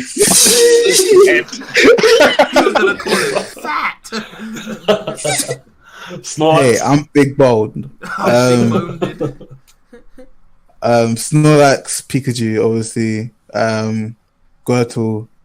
No, Squirtle. Sorry. That's a Did you good. just say Gurgle? No, he said Girdle. What? Hey, you don't need to get a Start wax out again, your bro. ears, man. Get the alcohol out your mouth. I know you're still drinking. Okay, so you've got Snorlax, you've got Pikachu, you've got Charizard, you've got Raichu, and you've got Mew. Oh, you even say Squirtle, man. All right, cool. That's No, it's fine. Gurtle. I'll go last. Shumo, you next. You go next. Oh, I can't remember the ones he said, so I don't know which ones to put. All right, let's go. Butterfree, Yeah. Bellsprout, Beedrill, Yup. Bulbasaur, Yeah. and Having a and Googling Jinx. Pokemon right next to me. Oh my days. You lock that Wow. down immediately. Wow. One more. Wow. You'll be able. You'll think of 5. I'll make up 5. Wow. I don't even care. You got one more, Shumo. You got one more. One more. Yeah. I said Jinx. Oh, sorry. We only got to 4. Sorry. Oh. Yeah. Yeah. Go on, sleep. Go on next. Alright, Jigglypuff, Clefairy. I said Jigglypuff. No, you No, you didn't, didn't. bruv. You did not You said say- Gurtle. I swear that I said Jigglypuff. You Check the did not tapes. say Jiggly. How do you not remember your 5? You only have to remember 5. Because it's so waved. Oh, days. Fine then, I'll do a whole different 5 then. Okay, so you got Feraligatr. Oh. You got Onix. Hey, You Onyx. got Kyogre. Yeah. You got Rayquaza. Cheese. And then Don't you even got sound Dragonair. Okay. Okay. Celeste, you're up. Sibel. Celeste, sorry. Names. Oh, if it was Celeste, that would be awkward. Sorry. I apologize. I'm terrible with names. I'm terrible with names. You better hope my girlfriend doesn't listen to this, because oh boy, you're gonna get for like 5 seconds, then she'll be like, oh. Let Alright. me explain. No, I'm gonna hold that one. Alright, okay. Lamborghini, Chest. Toyota, Lamborghini. Whoa! Get out! Whoa! Get out! Twitter. Go from whence you came. Are you s- Radishard, Are you sure this is Celeste? Oh, so it's Spring Helicopter. She means Weeping Bell. and You could do one. At least do one. We literally mentioned one. what's that fat purple one? With the wings. Malachi. Yeah. Oh, Done. yeah. Those are my Pokemon. Good lord. Hey. Oh wait, I forgot Ling Ling. That's the last one. Right, my You're my not a five. Pokemon. My, Let me include myself in the list. Yeah, but it's got to catch them all, but nobody wants to catch you. Oh, She's the yellow Pokemon. why are you starting? I'm not that yellow. It's just. You a even tint. said in the car, "Oh, Rob, I'm yellow today." Yeah, but it's just a little highlight. Paige, what's your 5, mate? my 5 or Geodude. Yeah. Machop. Is it Machop? Mhm. What the? Yeah. What? Machop. Machop. Yeah. Ditto. I don't think anyone said that. Yeah. Tangela and Blastoise. I don't think anyone said those. I don't think anyone said those. Blastoise. Blastoise. Yeah. He's got 2 cannons on his back. He's pretty awesome. He's pretty warm. Cannon. Yeah, he's pretty cool. Yeah, He's related to Girl. there you go, guys. That was He's us. related to his cousin who's in Vietnam, War Girl. Well, Girl. Yeah. All right, that's our Pokemon. Let's go. Let's move on to. I want to kind of talk about controllers, right? Xbox released what they call the adaptive controller. It's kind of like best way to picture it. Imagine it's kind of like a fight stick in a way. It has 2 kind of circular. 2 kind of circular pads on the top of it, and a few buttons down the side, like the Xbox buttons. You've got A, B, the D-pad and whatnot. And I think it's supposed. I don't remember what exactly the disability it's supposed to be for, or it's just a case. Oh, you do? Yeah, go for it. It's basically for people who. Okay, it covers a very broad surface. So I'm just gonna name just the thing. But basically, it's for people who have trouble with really fine motor skills. Because I've seen it and used it actually before. Insomnia, yeah, because I saw it. I saw it there. And it's for people who basically have trouble with fine motor skills. Because obviously fine motor skills is being able to just use just your thumbs and stuff like that. This you use your whole hand. What about people who don't have hands as well? Well, they can use it too, because that's the reason why that's why it's so large and circular. Really good. Because I've seen them use this for driving games. Yeah, it's about time. Yeah, thing is as well, like there's a disabled player, Street Fighter player. He goes by the alias Broly Legs. He actually can't really use his hands, right? So he actually plays a lot with like his chin, right? And it's just insane. You know, it's insane. He plays with his chin and like his tongue and stuff, and he's like rated one of the top Chong Li players in the world. Like this guy is like, he's been in tournaments and stuff like that. Like he's pretty well renowned for playing. He's in a wheelchair most of the time. He can't use his hands, and he's able to play like Street Fighter, right? So like basically, my kind of questions are, and I kind of want to talk about like the evolution of controllers here. Like, my main question kind of is like, can you see these type of things happening with like all games consoles now? And basically, what I mean is, so you had like the arcade stick, you know, the buttons, like the Atari, whatever. You go from just the D-pad and the buttons on that, and then you go from like analog sticks, right? And then you've got like the Joy-Con on the Nintendo Wii. Nintendo Switch, sorry. And then now you've got like I don't know if you guys have seen Nintendo Labo. It's kind of like two Joy-Cons with cardboard, and you can count the different. Basically, based on what you're trying to make with the cardboard, you can kind of connect the Switch into that and play a game a different way. If you haven't seen Nintendo Labo, I recommend check it out. Pretty awesome. Makes like gaming look kind of unorthodox and a little bit awesome at the same time. My question is basically, can you see with Xbox being like being as big as it is, Microsoft being as big as it is, and they're saying, "Oh, this is our adaptive controller." Can you see it now coming out for PlayStation? Do you think Sony will make an adaptive controller too? I hope so. Yeah. There's a really good charity out there called, I think it's called Able Gamers, and they like specialize in this kind of stuff. So they make like extra add-on peripherals for like disabled gamers. Yeah. I remember I went to one of their booths. I think it was at EGX Res or something like that. One of those expos. And there was a guy there. It was a kid who couldn't use his arms, but he plays Assassin's Creed with his feet. I've seen that, yeah. And like with the help of like some of the stuff that that the charity had designed, like loads of people have been able to enjoy games. So it's good to show. It's good to see like someone like Microsoft, one of the big companies, come out and actually design one of these controllers, put research and development dollars into it, so that corner of the market can enjoy their games. Yeah. Mm. Yeah, I was gonna say, it's always good when companies can be inclusive, because I think a lot of the times, and I think this is safe to say, considering this is one of, because they have certain different types of like keyboards and stuff in workplace for people who struggle with certain motor movements or stuff like that. They you know, they'll do things for them. You know, like there's the whole speech recognition stuff for people who pretty much don't have use for their hands and stuff like that. But it's always good when they can start including people, because they have to remember that not every. And I think this is Xbox thing of like, oh, we do try and care about as many people people who play games as possible, because not everybody's able-bodied and is able to do fine movements like we are. No. Mm. And so I think there's nothing, no bad can come from this. No. Yeah, it's true. Might be expensive, but I think it is one of those things where you have to understand that, like, yeah, like you are, you have to admit, you have to understand that it is a smaller market. It's a much more niche market. I think Sony will probably release theirs once they've seen how well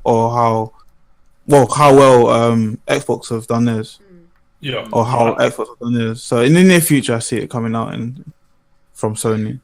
Yeah, I mean, to kind of like wrap it all up and finish up on this topic, I feel like this is kind of the. I mean, we spoke about this a bit in the PlayStation 5. I'm sorry, in the kind of the E3 thing.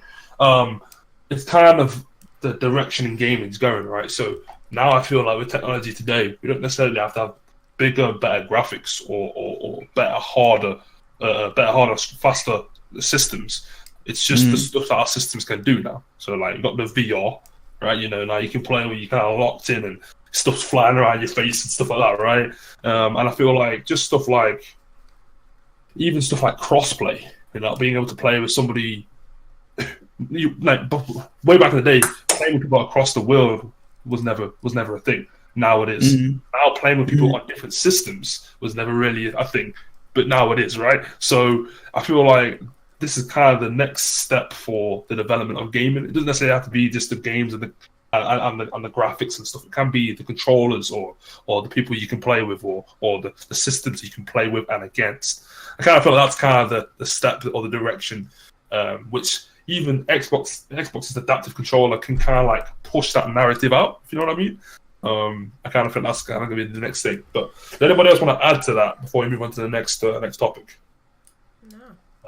No, cool. We pretty much nipped that one in the bud.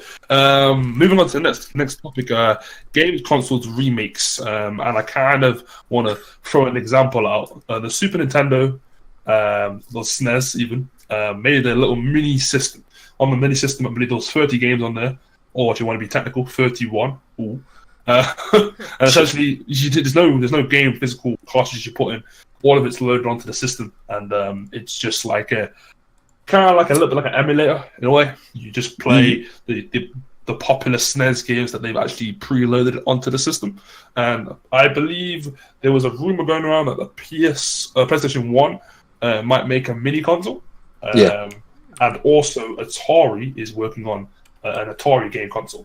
I know for sure with the Atari game, trying to bring out the old Atari joystick and like I think it's the one button on the actual joystick, and then they're also going to be shipping out a Atari like controller, a bit like a PlayStation or Xbox controller.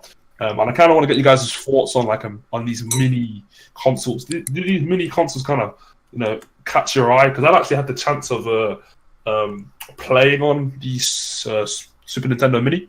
I actually had the chance to play on it, and it's good fun. Obviously you can't play every single game. There's only 30 plus games on there, so it was good fun for what it was. I don't know if it's the right direction that, say, every system needs it.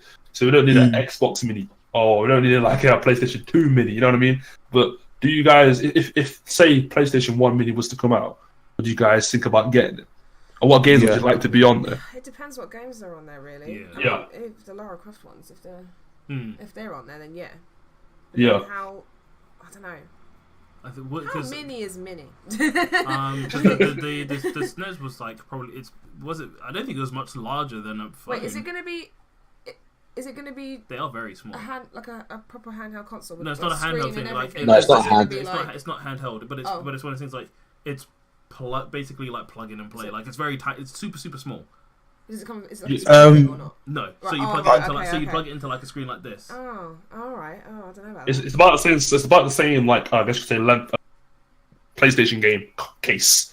A PlayStation game case. That's probably kind of like how tall, like how quite long. It's just got. So would you be able to get it? So could you choose your games that you want on? Or is it just going to come? No, they'll come preloaded. No, that'll be but preloaded. There are ways that you probably be able to like switch them out. Well, it wouldn't have an online feature though, would it? Obviously. No, because the PS1 wasn't doing online back then. So how would you? I don't know. So with the Super Nintendo, the Mini, they charged I believe it was like 70 quid. I think it was. And something like that. Yeah. Essentially, what it is like you plug your controller in the front, and it's HDMI in the back of it, so it can be put on any modern TV. And you kind of when you boot the system up, essentially it shows you like a massive library of all the games you can play in it. And when you press to play on it, it just loads the game up, and you can save it.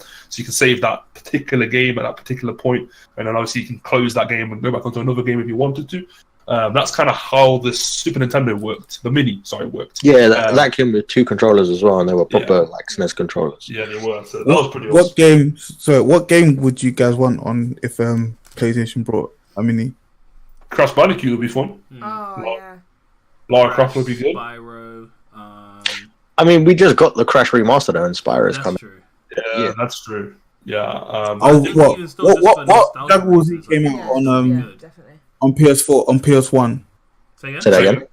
What Dragon Ball Z game came out on PS1? Was it There was Budokai? Ultimate Battle 22, and there was another one called Bout, which wasn't very good at all. What about Rayman? Was Rayman out on the PS1? Oh, Yeah, Rayman was on the Yeah, PS1. PS1. banger. Rayman would be pretty awesome to play. Sounds Which like I I think- would like the original Gran Turismo just because I had a lot of fun playing that when I was a kid. I won't lie. Did anybody ever play a game called Driver? Yeah. It's literally essentially a Or driving Crazy game. Taxi. Right? Oh no, Crazy Taxi was PS2. What was It was actually Dreamcast. Crazy Taxi was. Was it Yeah, and PS2. Yeah, Yeah. PS2. Was it Worms? Oh, you can get that Worms. Oh Yeah, yeah. Worms, yeah. Oh yeah, I remember Worms. Oh, everyone was obsessed with that game. Worms was sick though. Never Can you understood blame Did it? anyone, Never Did understood. anyone have Lemmings? Yeah, I heard of Lemmings. Lemmings. I never played it, but I heard of it. Um, Any good? yes. Yeah, it's cool. Isn't it one of those Probably things where get like, it you lead a pack basically? You kind of have to keep them alive Yeah, and make them. because Lemmings have navigate. suicidal tendencies. Yeah, you kind of have to like. They're like little puzzle stages. You need to Yeah. like find a way to build stuff around them to get them safely to the end. It's cool. I'm trying to think. But I'd really like Ape Escape. Oh, Ape Escape. I used to love that game. Oh, I played Ape Escape 2 on And PS4 recently. It's awesome. and Nightmare Creatures. That was I a never got to game. play that. That was a really cool like horror action game, Yeah. which they're actually bringing back. It was announced last year, I think, and we've heard nothing of it. But it's apparently coming back. Hopefully E3 will show it out. Medieval was my favorite game on the PS1. Abe's Odyssey has to be mine, man. Abe's Odyssey has to be my Odd World. That's a pretty good game. Yeah, that's all the PS1 games I can think of off the top of my head. But yeah, there's also a rumor of an N64 mini coming this year. A load of patents and trademarks flying around. Oh, Oof. wasn't Bomberman a PS1 game? No, that was a Super Nintendo game. It was on PS2. Yeah. There Which- was a which- Bomberman which- on PS2, but I'm not sure if there was one on PS1. I'm not sure either. There was definitely one on the N64. Yeah, there was definitely one on PS2. It was Bomberman. 3, probably. I forget. Something like that. But it was sick. Bomberman. Oh my days, Bomberman was the thing. Right. But yeah, so I didn't play the Atari very much, if I'm not pretty sure ever. that came out. I feel like that came out before our time. Yeah. Yeah. Yeah, it was so the 80s. I know some games on there. I'd like to play. I'd like to get an Atari just so I can get a taste of what I never got a chance to get Who to made play. Atari? Right. This Atari thing is ridiculous. Oh, okay. They're Yeah. they're trying to charge $200 for it, Dude.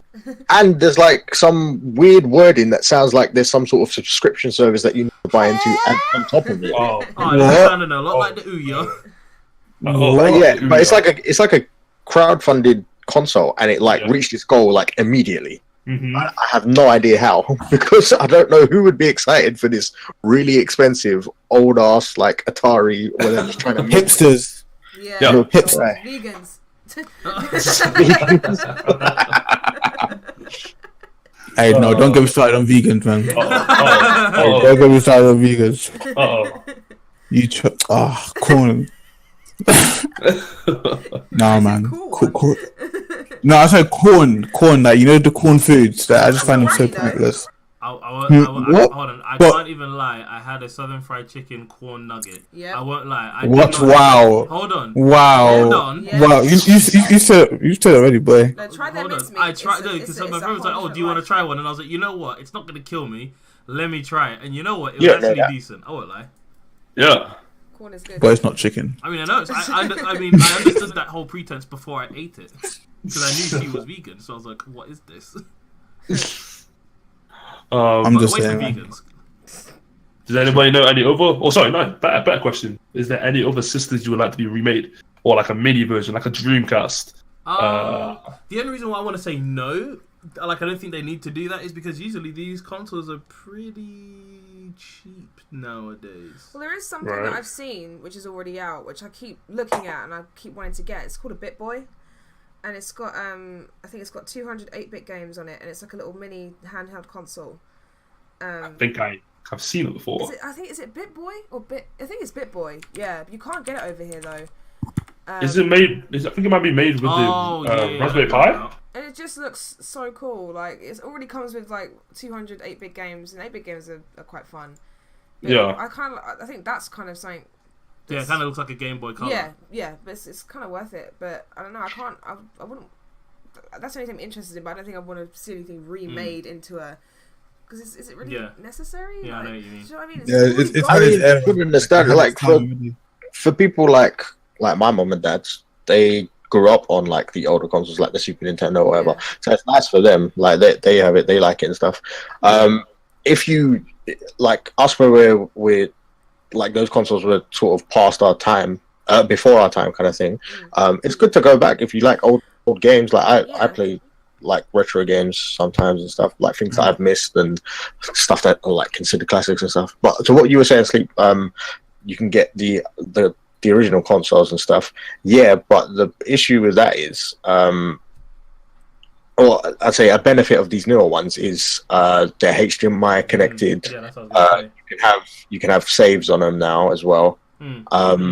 And they're not that expensive either. Like the like the Retron 5 is like an example of what you're sort of talking about. Like it comes with loads of older stuff, like loads of older games, but it's the fact that it's well, no, the Retron 5 is you still have to go out and buy the games. But what I'm getting the NES Classic comes with like 30 games, and it was like only £50. The Super Nintendo one was, I think it was £70 or whatever, but it still comes with a load of games and stuff. By the time you go out and find those games, like a physical cartridge, you're spending a lot of money anyway, because retro gaming isn't cheap. I remember you and me were in sort of like in like a retro game store, and some of the like Sega Genesis cartridges, a bunch of like other cartridges are really expensive. Like they're the same price as like AAA games because they are like Bomberman on the Super Nintendo was still like £45. No, it was like 60. Oh, there you go then. Yeah. But yeah, like these old cartridges somehow managed to retain money. Like obviously, you can just, like you said, we can just put in, buy an old like a USB controller like replica, and then we can just plug it into into a PC, run an emulator, and get basically the same experience. But I see what you're saying. I still buy cartridge games. I still buy them for my SP and stuff. And you can get some really cheap ones. Like sometimes on eBay they go for like £4 or £5, which is surprising. I mean, it's cool, but like I'd prefer if you want to resell them or whatever, bring them to the systems that we have now. Yeah. Like all these Nintendo games, like Nintendo come out and said there's going to be no virtual console for Switch. Virtual console was their like marketplace where they sold their older titles and emulated it through their console. And they're going to say that they've said that there isn't going to be one for the Switch, which is really annoying because like the Switch is like the perfect console for like those older games. Yeah. Right, so gonna push on to the next topic. It's going to be our last topic for gaming. It's going to be the current state of portable gaming. So Nintendo is like, I'd say it's pretty much on top for this. Obviously with the Switch, right? They pretty much nailed it on the coffin. Put the nail in the coffin. That's what I'm trying to say. Anyway, the Switch obviously does it superb because you can take the Switch pretty much anywhere you want to go and play really good games. Well, for the most part, anywhere you want to play them. The question really is, do you think Nintendo has sparked some possible ideas for portable consoles or portable gaming, or do you think Nintendo is just so great, so dominant, that no one else really should even try and step in their field? I mean, no, go ahead. I was going to say, so, because this brings into the question of why Sony and Microsoft haven't brought out something portable, and it's not, and I don't think it's the case of, I don't think it's the case of they feel that Nintendo just, even though they technically do own that market of like, oh yeah, the portable gamers, if you want to game portably, go to Nintendo.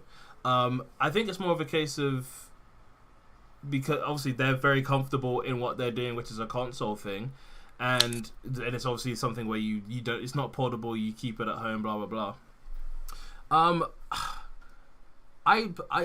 I'm not too sure as to whether it would even be worth it for them like that, just because it's hard to get a lot of power behind something portable. Like if you start wanting to get something really powerful and portable, it will probably end up being like quite chunky. Like the Switch is like you were saying, the Switch is really good because of the fact that it's very light. It's fairly light. It's pretty thin. And like you said, easily portable. The battery lasts 8 hours? No, not that long. It doesn't. The battery I thought it was isn't great. advertised as 8 hours. Look what happened with the PSP. No, Yeah, the PSP battery. That was just. Oh, I hated that thing. Oh, hold on. Sorry.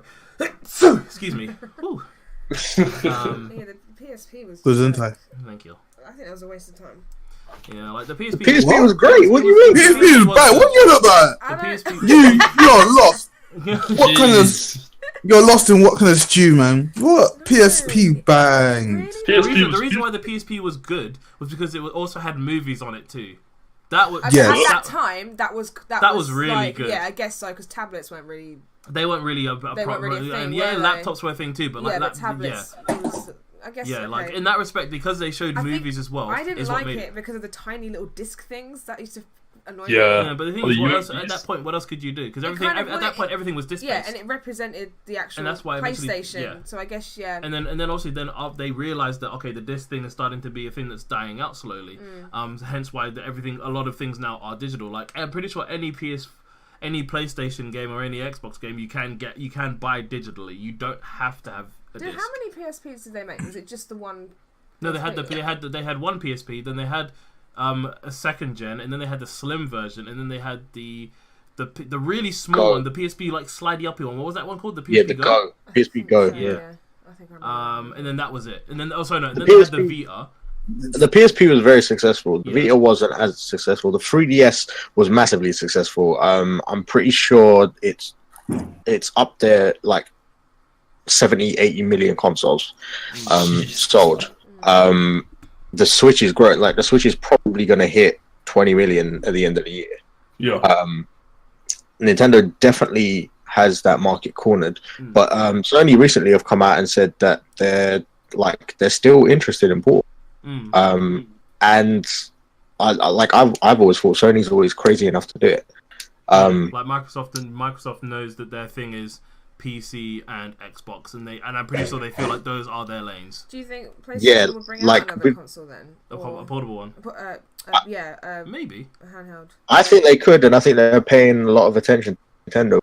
Yeah, because there is like a the Vita market for portable. Yeah. Yeah, 100%. Like the Vita didn't sell massively. It sold, I think it was something around 15 million or something like that. It outsold the Wii U, I know that. But Tragic mistake. it didn't sell massively, but the attachment rate was huge on it. It was something like 70% of games. Like it was like somebody who owned a Vita bought like upwards of 10 games. Yeah. Which is quite like crazy for how things usually are. Well, the way I see it is, like obviously Sony and Nintendo, they're like it's Eastern. You know what I mean? Like it's like Japan, right? Yeah. So it's like if Nintendo can sell portable stuff well over there, maybe not so well over in the West or wherever, but over there, I'm pretty sure Sony can do it too.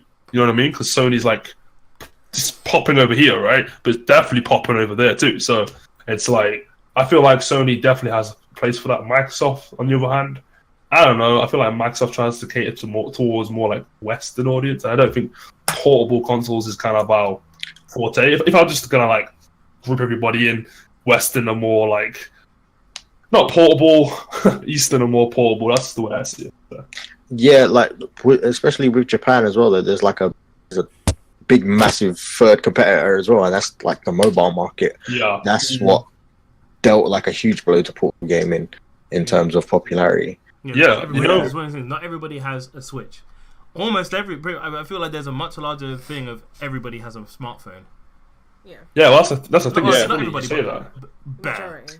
Basically everyone in it. Yeah. Right? It's funny you say that because it's like that ties onto Pokemon Go earlier. Like over here, we might not view it as being that great, but in Japan, like they freaking love it. Like I see droves of people run to one place to go catch this one thing. It's mad. Right, and there was don't get me wrong. Though. Like Pokemon Go was like a massive, like global phenomenon. Like even here, I remember seeing people same. just going around. Like we used to do it. Like you knew people were playing and the thing is, I guarantee that if you look at these sales of portable chargers, they would have gone way up because of Pokemon Go. Because people were like, "No, people were like, no, I'm gonna be the very best." Like no one ever was. Everybody was out there in the streets, just like, "Yeah, no." I had people like standing outside my house because my house was a Pokestop.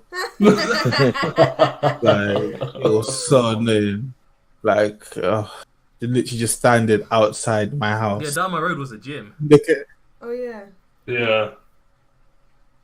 That was cool. So that's pretty much it, man. I don't think my or will. Hello? Sorry, you cut out for like a hot second. Oh, okay. Can you hear me? Yeah. Good. Back to what I was saying. I don't think Microsoft are going to do the thing. I don't think they do stick with the Windows cross Xbox. Oh, you cut out again. I'm sorry. Oh God! All right, can you hear me now? Did anybody else Jordan cut out as well? no, yeah, you are cutting out. Yeah. Oh, okay. I'm making sure that I wasn't just ruining the experience for everyone else. No, it's okay. It's fine. Tell me if I cut out again. Remember to try and get it out like fast. Oh, okay. Microsoft won't do a portable console. Done. Yeah, that's what I'm saying. Like, I was saying they wouldn't because I think we can agree that they know their lane. They know that their place is for PCs and the Xbox, and I feel as though spreading out the resources for them would not. I feel as though they don't need it, especially because their PC market is so large, especially because it doesn't just cater to just gamers. It's like offices and businesses. Yeah, they can stick with that and they'll be okay with that. Yeah. Xbox is really not popular at all in Japan as well. Oh yeah, 100%. I wouldn't think it would be. Yeah, no, because they obviously Sony is Yeah. Sony is yeah. It's very like for them. Sony's like very. It's like how what is it? What's the phone brand that's really popular out there? Is it LG? Where? Japan. Ooh. I don't know. No, that's Chinese. I think LG, like Samsung, but also like LG. I think are like very popular things out there. Whereas obviously over in America LG, and here, it's like Huawei. very Apple oriented. Yeah, Huawei as well. Because I got one of those. That's like a Chinese brand, though, I think. But yeah, so it's like that for some reason they just don't see over there. They don't have love for Xbox like that, which is fair enough. Right. Does anyone else want to add anything else to the gaming? With the portable thing. Yeah. I suppose I'm talking from a point of. I think we touched on this once before, and you can say I'm partially talking from a point of ignorance, I suppose. But I really don't see much of a place for mobile games as they are now, because a lot of them, and I understand, like for some people they don't have the time or energy to put into like an actual thing or into an actual like console, like something like a Switch or something like that, and I get that. But I was saying. I think we talked about this before, because I don't think any of us really play mobile games like that. No.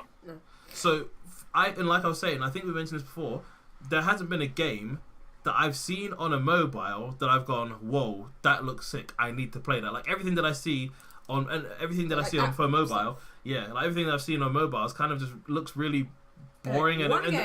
One game generic. I will tell you about is called Emoji Blitz. Yeah, it's a Disney game. It's sick.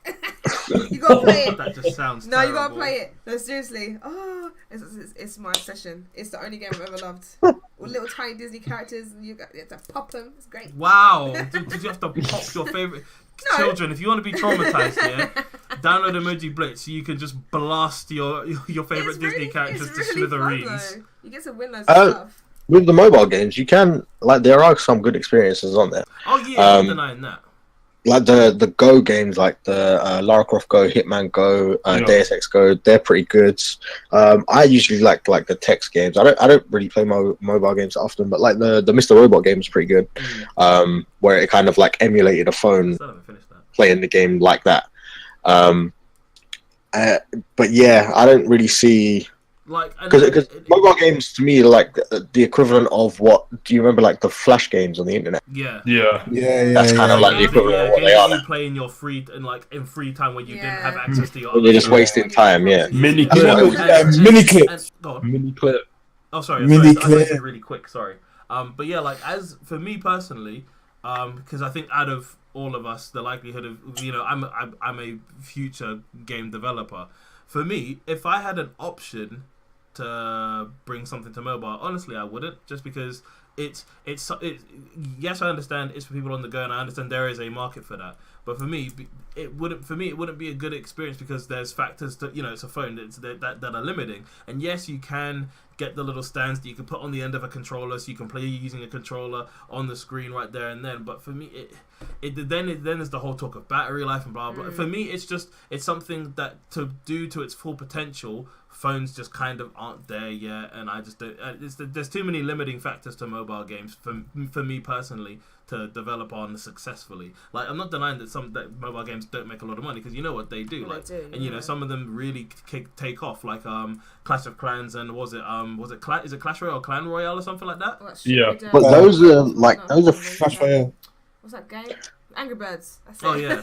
That's the one I got it's from. Penguin. They need to bring The back games- Tap Tap Penguins. Revenge. Do you remember that game? Tap Tap Revenge was dope. Oh, that game was so good.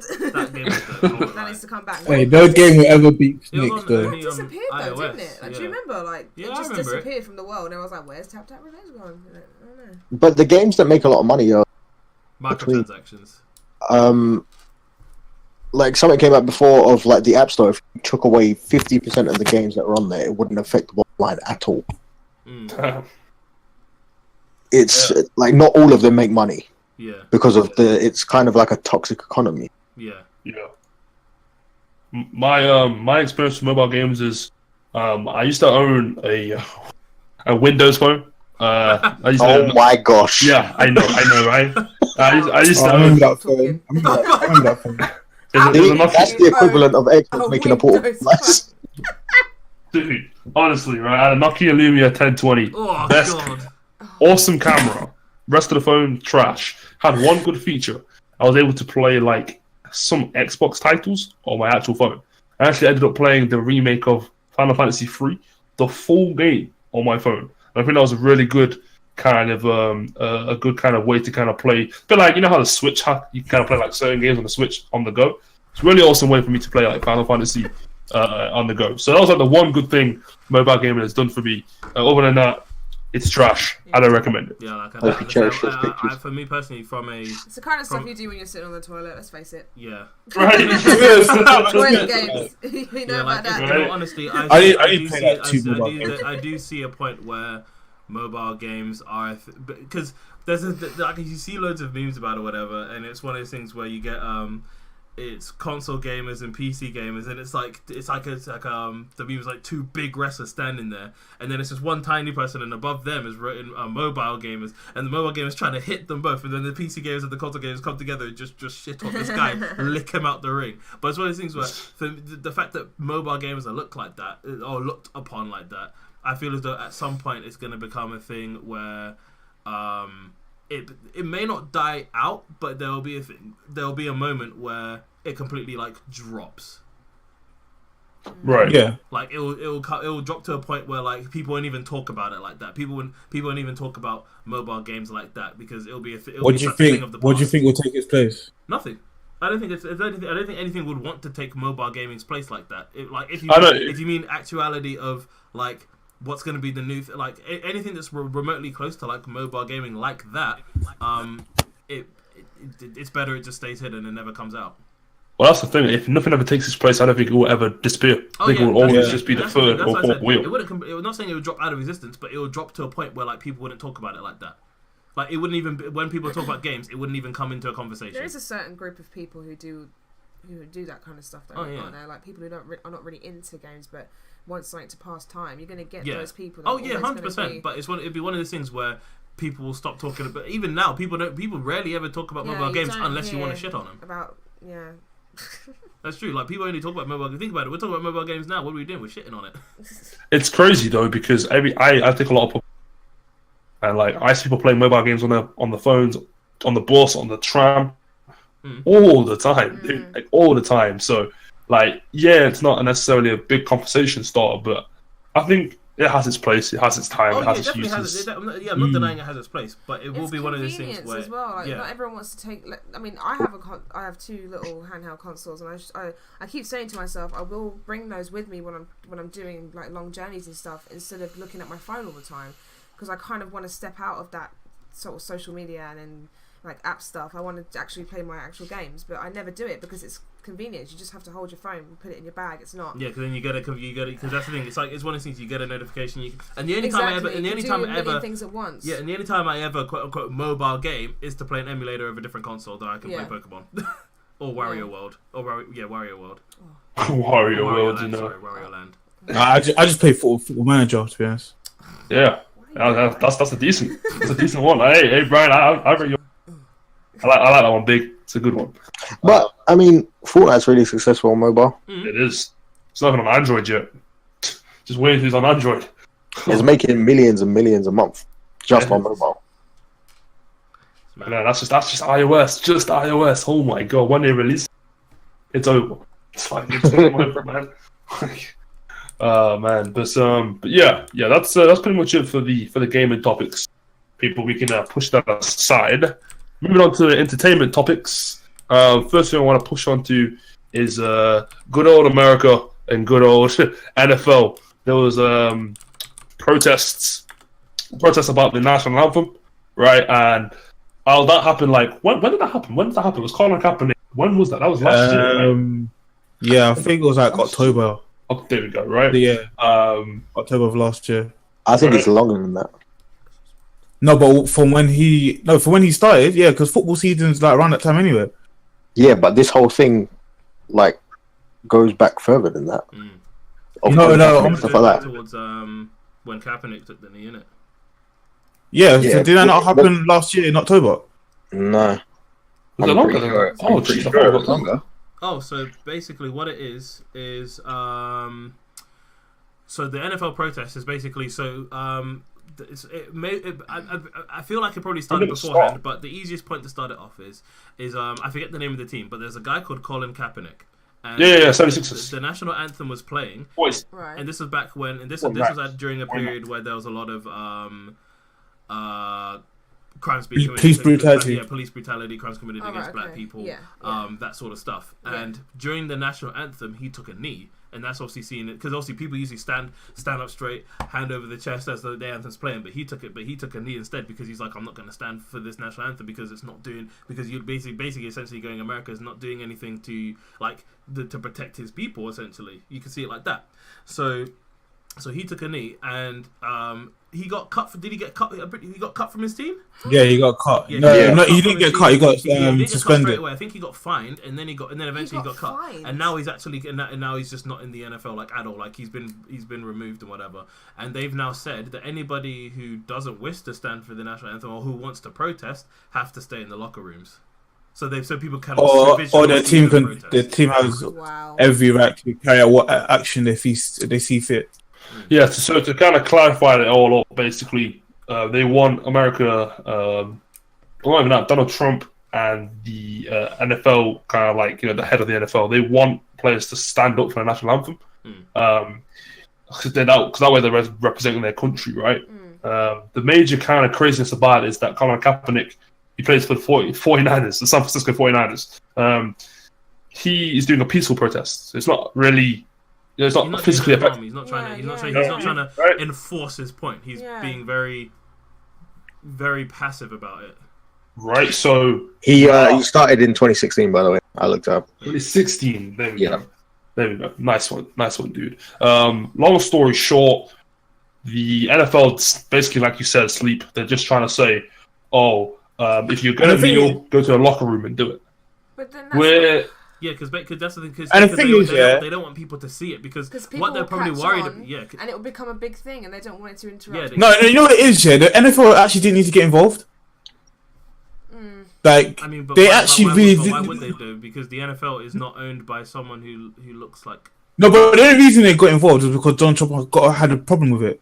Yeah, That's literally the only reason why the NFL is saying. I think it's a big influence from Donald Trump. Because the fact of It's it goes to a literally point where because he could try and pull some nonsense and be like, oh, this is treason because you're whatever, you know, some type of nonsense like that, you know, that could happen. No, he definitely did. Yeah. Yeah, you're basically not representing your country, right? If you're not standing. But he has the right. And, he has like- the right to do Yeah, whatever they he have wants. that amendment of what is it? Like Freedom of speech. Freedom of speech. Yeah. Well. Yeah. Expression, Let's basically. be honest, that's been questionable since Exactly. for a long while. Exactly. You say something that a lot of people don't like, and then suddenly you're the It's bad like when guy. you get arrested and they say you have the right to remain silent, but it's like. So I have a freedom of speech. I will. I know it's my right. It reminds me. I ain't gonna talk to your ass. And to kind of like piggyback off your comment, Big. The idea and the reason why it's the NFL didn't have to do anything about it is because the NFL, they have their own rules and regulations for the NFL. No matter what anybody really says, they don't really have to abide by a Donald Trump or abide by society or social media or whatever. But they just chose to. But they chose to. And it's not. And the thing is, it's not like it's just now happening. This has happened since like 2016. No. Later than that, man. Like later than that, just sports. Like earlier, like look at how black people have been treated in America for time, and even black athletes have had the struggle. Like even Muhammad Ali, the great Muhammad Ali had struggles of because of his race. And then do you hear boxing committee say that no because of actually he did throw away his Olympic medal, but still.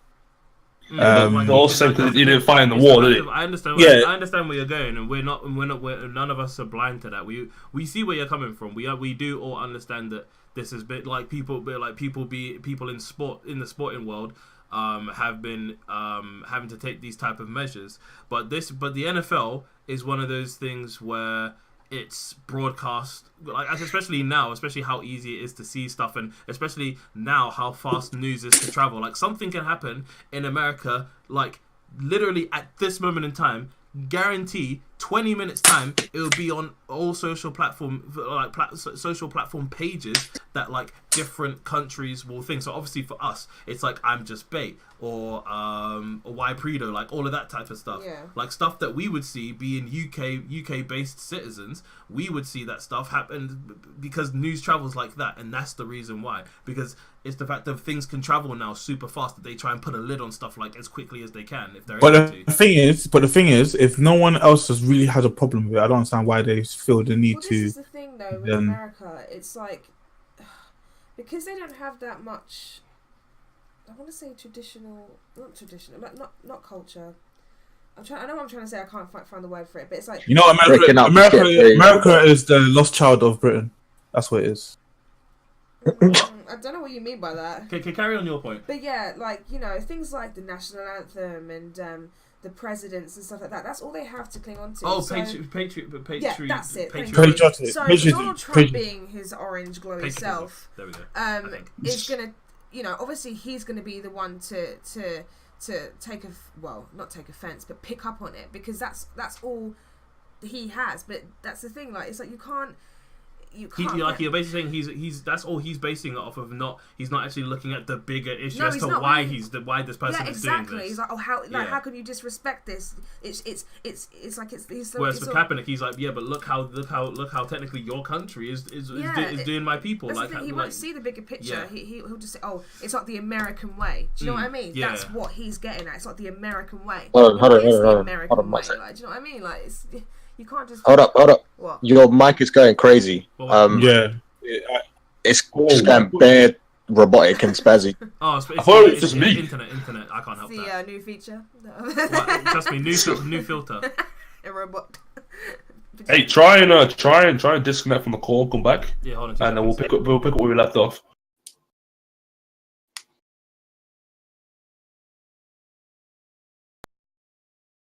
See, I thought it was just me. No, I tried to stop him earlier, but I fully came out of the call. Do you sound better? Yeah, I saw you drop off, so that's what I knew it was happening for you as well. Yeah, no, but I just feel that he's just being black sheeped or blackballed so Black hard. sheep. Backboard so hard, and it's literally like, when do we get to a point where 2 moments, guys. Just sorting out some technical difficulties. and he's not coming from a place of Hello. Better? Yeah, do we sound like robots? a little bit. Talk. Is it better now? Yeah, it's better now. Yeah, it's not happening. So go for Oh, it. sorry. Yeah. Do you remember where were you leaving? Oh, you were saying what Yeah, Donald about Trump was saying did you about. get, well, like I said, the American way, like it's Yeah, you're saying like, but going like this isn't the American yeah, way, it's or not whatever. the So American. you're saying what is the American way? Well, this is what I'm saying. Yeah, what is the American way? The Like, American way is kill off the original Slavery. inhabitants. Your own. yeah, okay, yeah, I there you love go. slavery. But you know, it's like for someone to be that brave and Oh stand yeah, up you for can something they give believe in. Colin it's- nothing but praise for doing what he exactly. did. And there's going to be a lot of people that are going And, to stand and it's behind the fact, him. and it's the fact of whole teams have been taking the knee, and even like Eminem Exactly, but spoke it's out just- at award Yeah, but shows. it's like if he's, you know, what if they can't take all of us basically. That's it. Yeah. And that's Justin, that's, they pinned down one, hoping the rest will follow. But No. the thing that's happening nowadays is the fact that people are like, hold No on, one wants to there's follow only anymore. when it comes to things like there's only a few of you. There is more of us than Yeah. there are of you. Yeah, exactly. But it's the few of them that are in power. That's what's dangerous. Yeah, So I'm just waiting for Donald Trump to get assassinated. mad. The thing is, yeah, I feel Donald Trump was actually like a blessing in disguise for America. Explain. Like, Okay. Go for it. because I want to hear. for I feel like I know where he's going with it, but go Yeah. for it. for the healing process of that, what that country needed for a very long time, and especially the employment of Obama, like they've needed to have this little bit of okay, we're not the famous and we're not the self-righteous country. We all think we are. Like, we need to admit we've got problems, and we need to deal with these problems and not be afraid of the problems that we're currently facing. Like, we all need to like come together and be like, okay, cool. Donald Trump can never happen again. We need to fix our social and economy, and like we just need to wash ourselves off. I'm not saying we, like I'm American, but still. No, you're talking from the point of an American. Yeah, but like I feel like it was like a blessing in disguise that was needed, man. I see. Wait, I see. what was the Hold on. blessing? I see where you're going with it, but for me, I don't feel as. I understand. Yes, I get where you're coming from. Do I agree that it should have taken this to get there? No. No, but remember they had Bush before Obama, and look how bad it was when. Job. Huh? So 9/11 But, was an inside job. Oh, Jesus. I mean, I don't really know what you think is going to happen. Like, the way I see it, like Trump has just given all these people a pass to come out and be, bigots, basically. Yeah. Yeah, but would you rather? I'd rather know you're openly bigot than just undercover spy. You're talking about people, healing and addressing their problems and stuff like that. That's just the people that are talking. That's not the silent majority. Like, you have to remember, like, there's only something like 15% of the population out there is black, and not all of them are opposing Trump. True. They have the biggest voice, but the odds are stacked against them. What I can say, Big, is that I think in terms of kind of seeing where America is right now, I think they can definitely look at themselves and say anybody really can become president. So because of that, we need to really be a bit more sensitive, right? A bit more sensitive to who we make president. Because I feel like a lot of Donald Trump. The reason why I say he has some genius about him is because a lot of it, I feel like he kind of was able to piggyback off the people that, oh, it's just a joke. He will never be this. He'll never be that. And then now look at him, right? So I think it kind of is a wake up call for them to think like, oh crap, anybody can become president because of that. Maybe we should take it a bit more serious next time. I don't think it was a case of him piggybacking off the people who were saying that he couldn't do it. It was more of the people who were just dumb enough to He sort of agreed listen with to him. his weird, outlandish promises, and he was catering his sort of what do you call it? He's catering his campaign towards the majority that live in America. Yeah. So like people it was like pure the lies. middle of the country. Yeah.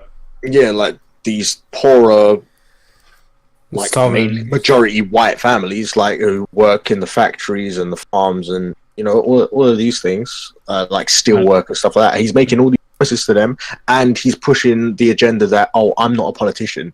You don't like politicians. I'm not a politician. I'm Donald Trump. Yeah. So that's what it was more. That's what really got him into power. The fact that he managed to funk on sight these lies. Like, it was mad. There you go. That's the real reason why he ended up as president, and people are so dumb. Even the party he was running for didn't back him. Jesus, man. When you know it's like that, that's when you know that person really should not be president. But that's the thing. He made it there, though. I'm not denying it, but like Started when from you the deep it bottom, was based man. off of lies. Wait, hold on, Big. You say started from the bottom. The dude started from a small loan of A small loan of Small loan of $1 million from my Where father. are us, man? And woman. Small loan of $1 million. Be lucky if I get a loan of £20. Dude, man. But yeah, to kind of wrap up the Let me have a topic. small loan of $1 million. Oh, to fix my life. To wrap it up, do you think the NFL can actually do it? Can they? Yes. Will they? No. Good. I like that. I like that answer. That's a really good answer. Same way I would answer it. They can because it's the You NFL. just be like, Donald Trump, you're a waste man. Shut up, and then it could just be just Oh my that. days. But would the person who owns the NFL have the courage to do that? Hell no. He'll wind up dead next week with HIV. Mad. Trust me, just like easy was taken out. Oh, come on, man! Wow. Man, he'll suddenly take ill. Man, with somebody in a all blacked out suit with black leather gloves coming like Agent 47, just like, oh, so garrot, and it's done. Dude, that's cold, man. All right, moving on. It's been pretty hot this week. Pusha T versus Drake. Drake Oh got my mom's life, let's go. Oh my god! Push it T straight for the jugular. F up here. Straight for his neck. Straight for his neck. I love it. Hold on, I Big. love it. Let me do the beginning. So, if anybody who's been living under a rock doesn't know, Pusha T. Okay, if you don't know this, then go eat some corn, innit? Don't eat some corn, you know. It's fine. I'll explain it. Don't worry, it's okay. Pusha T did a diss track called Infrared Album. to Drake. It wasn't necessarily. It's just a small snippet to Drake. Well, I'll get into it in a second, but a small snippet to Drake. Little jab. Drake then came back at Pusha with an actual full length track called the Duppy Freestyle to diss Pusha T, and then Pusha T then decided to bury Drake by finishing off the diss beef. Put him in a coffin. With the story of Adium, right? And basically on Infrared, Pusha T talked about Drake having ghost writers. That's nothing new. We all know about that. Drake, obviously, he's light skinned and he takes everything offensive. He decided to make a full diss track. I don't know, called Duppy Freestyle. It's actually okay, not too bad. I think it was really good, actually. To be fair, I think it just gets outshadowed. I think it's get overshadowed. Sorry, by Pusha T's return back. Anyway, Drake. I don't really know where to tackle this. I don't think we really need to talk about the first diss track Infrared. It's not really that important, other than the ghostwriting thing. But Drake came at Pusha T based on the fact that he's with good music. Obviously, Kanye West. I know the controversy that Kanye West has been with recently. So Drake dissed Pusha T on that. Said that Pusha T was not even the best person on the label. So he pretty much said that about drug dealing. I think it's important to note, like, they've been going at each other for years. For time. Like since like 2012. Pusha and Birdman. Jabs. Yeah. And Push is now like he responded to Drake's Two Birds and One Stone, where Drake went at Cudi and Pusha, and then like Pusha basically baited him. This is the first time we've got like a proper diss track, like a direct thing of where and Drake's the one who gave it to us or whatever. The deadbeat. No, what are you talking about? His diss was like really good. I don't like Drake at all. I don't like his music. I don't like him. Nothing. But I have to give him props. Like I was not expecting this from him at all, and he hit on a lot of good points. I was sitting there thinking, like, rah, like he hit on a lot of things that could go after him. The only thing I'd say though, it sounded more like a diss towards Kanye than Pusha. Yeah, it did. I was listening to Shumo because Shumo was telling me to listen to it, and I was like, it feels like he's sending more for Kanye than anything. But you know he ain't gonna get a response from Kanye. Why would he bother? Look at Kanye, bruv. No, the only person Kanye actually gave his energy to was Jay-Z. Right.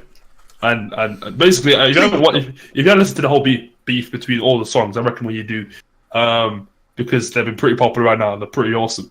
But that's pretty much what Pusha T kind of talked about. It's not Pusha T, sorry, Drake kind of talked about it. It was Pusha T not being the best on his label, Kanye being signed with Kanye West. You ain't sold the drugs that you said. Right, you know what I mean? And I think that's the three main things, right? And then Pusha T then came back. And, Hiya! Alright, I'm gonna list out the stuff that I think talked about. If I miss anything, well, I think you should start with the cover art. Yeah, don't worry, I'm going to. If I miss anything, please pick me up. Right, so story of Adion. I think that's how you pronounce it, right? Was it Adion? I think it's Adidon. Adidon, that's it. There you go. Adidon. First and foremost, Pusha T puts the thumbnail as Drake wearing blackface. Now, when I first saw it, I was scrolling through my YouTube. I saw like it was posted by Words for Hip Hop or whatever the YouTube channel is, and I was like, "Damn, what the hell's going on here?" Obviously, listened to the track. And I was like, "Oh shit!" Like Pusha T went so far to Photoshop this image. But it turns out, wait. It turns out that the image of Drake having blackface wasn't even photoshopped. So that's red strike number one, right? Okay. Then in the actual track, he talks about, first and foremost, he talks about a lot of stuff. He talks about Drake's mom. He talks about Drake's dad. Right? Right now, your black card has been suspended. Right. He talks about basically Drake's dad. What does he say? Wears Steve Harvey suits. I think he does. He actually does. On about his dad leaving him when he was 5. Haven't you seen Drake's dad's music video? Oh my god, it's amazing. Is it really? I've not seen it. It's hilarious. Music video. Yeah, he's looking like one of them. He looks like R. Kelly. Just gone wrong, bro. Looking creepy. His dad used to be an artist, but he recently released a music video of him. Like, there's a smoke machine. There's like slow motion shots of him drinking with like girls that are old enough to be his daughter, drinking champagne and all of this stuff. No. It's hella creepy, but it's amazing. on that Bill Cosby vibe, yeah. Oh my! Right. So there's that. Then he talks about he talks about his dad leaving when he was 5. Drake's dad leaving when he was 5. And he talked about how Drake. What did he say? He goes, Drake's caught up his afro because he was afraid it wasn't nappy enough. Because obviously, you know, Drake's trying to get in all cool with the black community and that. He talks about his baby mums being a porn star, which then leads to the question of Drake actually having a child, which no one knew in the first place, right? I can't lie, Drake. People have said they've known, but I think it's not like it's one of those things. It's not common knowledge. It was not public. I knew about it last year because it was a story last year. I only just heard about it when he was like with a porn star. I was like, ah! Drake, my guy. Kind of died down. This girl Drake, my guy. I get it. She's what? I get it. This guy was this girl. She was like in photos with him and his family, like all of this stuff. And then like as time's progressed, the relationship hasn't gone well because obviously he wasn't with her. She was beat or whatever. Yeah. And she's like slandering him on social media and stuff like that. Until like last week when all this stuff was happening, her pinned tweet was Drake is a deadbeat dad. But now all of her tweets have been deleted. Have you seen her Instagram now? All cleared up. There's like 11 photos of there. They all look motherly. Oh my goodness! I am no longer a dirty hoe. And I think the last thing that really topped off for me was wait, hold up, wait. How can she be a porn star and then decide to keep Drake's baby? That's just. What do you mean? That's money. That's secured the bag. That's 18 years. 18 years, and after 18 years, she wasn't his. Oh man, the kid wasn't even Drake's. That would be the peakest thing. Everyone's been saying, but it's definitely his kid. You could see him, and you could just see the Graham Aubrey in his face, bro. Yeah. So the last thing is basically Pusha T goes to say, obviously his dad, Drake's dad leaving him at 5. And obviously, like, Drake not looking after his own kid and bringing it to, like, the spotlight or whatever. Man said he's actually at Border Patrol.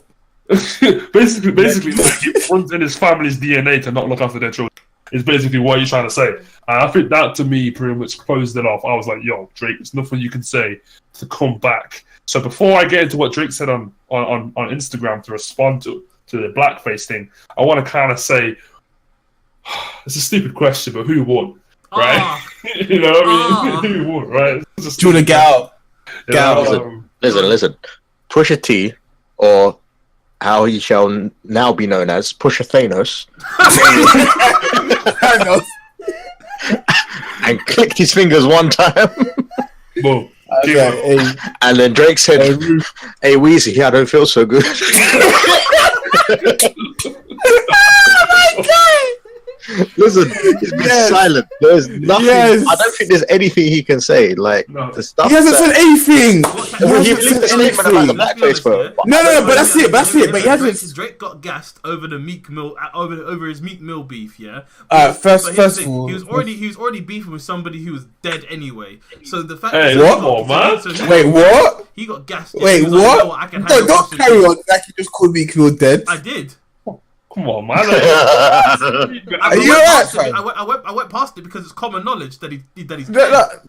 No, do you even listen to his songs like that? I don't listen to his songs like that. Big, don't do it. Nah, it's alright. Because we can stop this podcast and let me put it to you this way.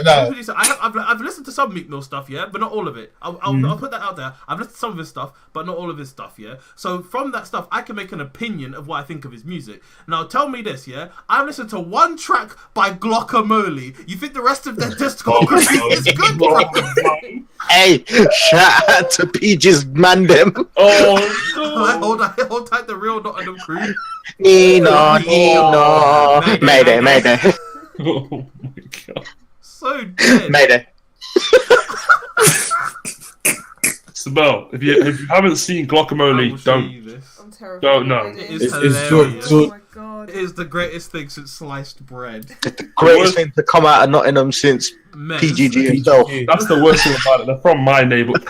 Oh Jesus, man! They walk past PGG's house. Yeah, trust me, Jordan's the man like PG. They filmed it in his kitchen.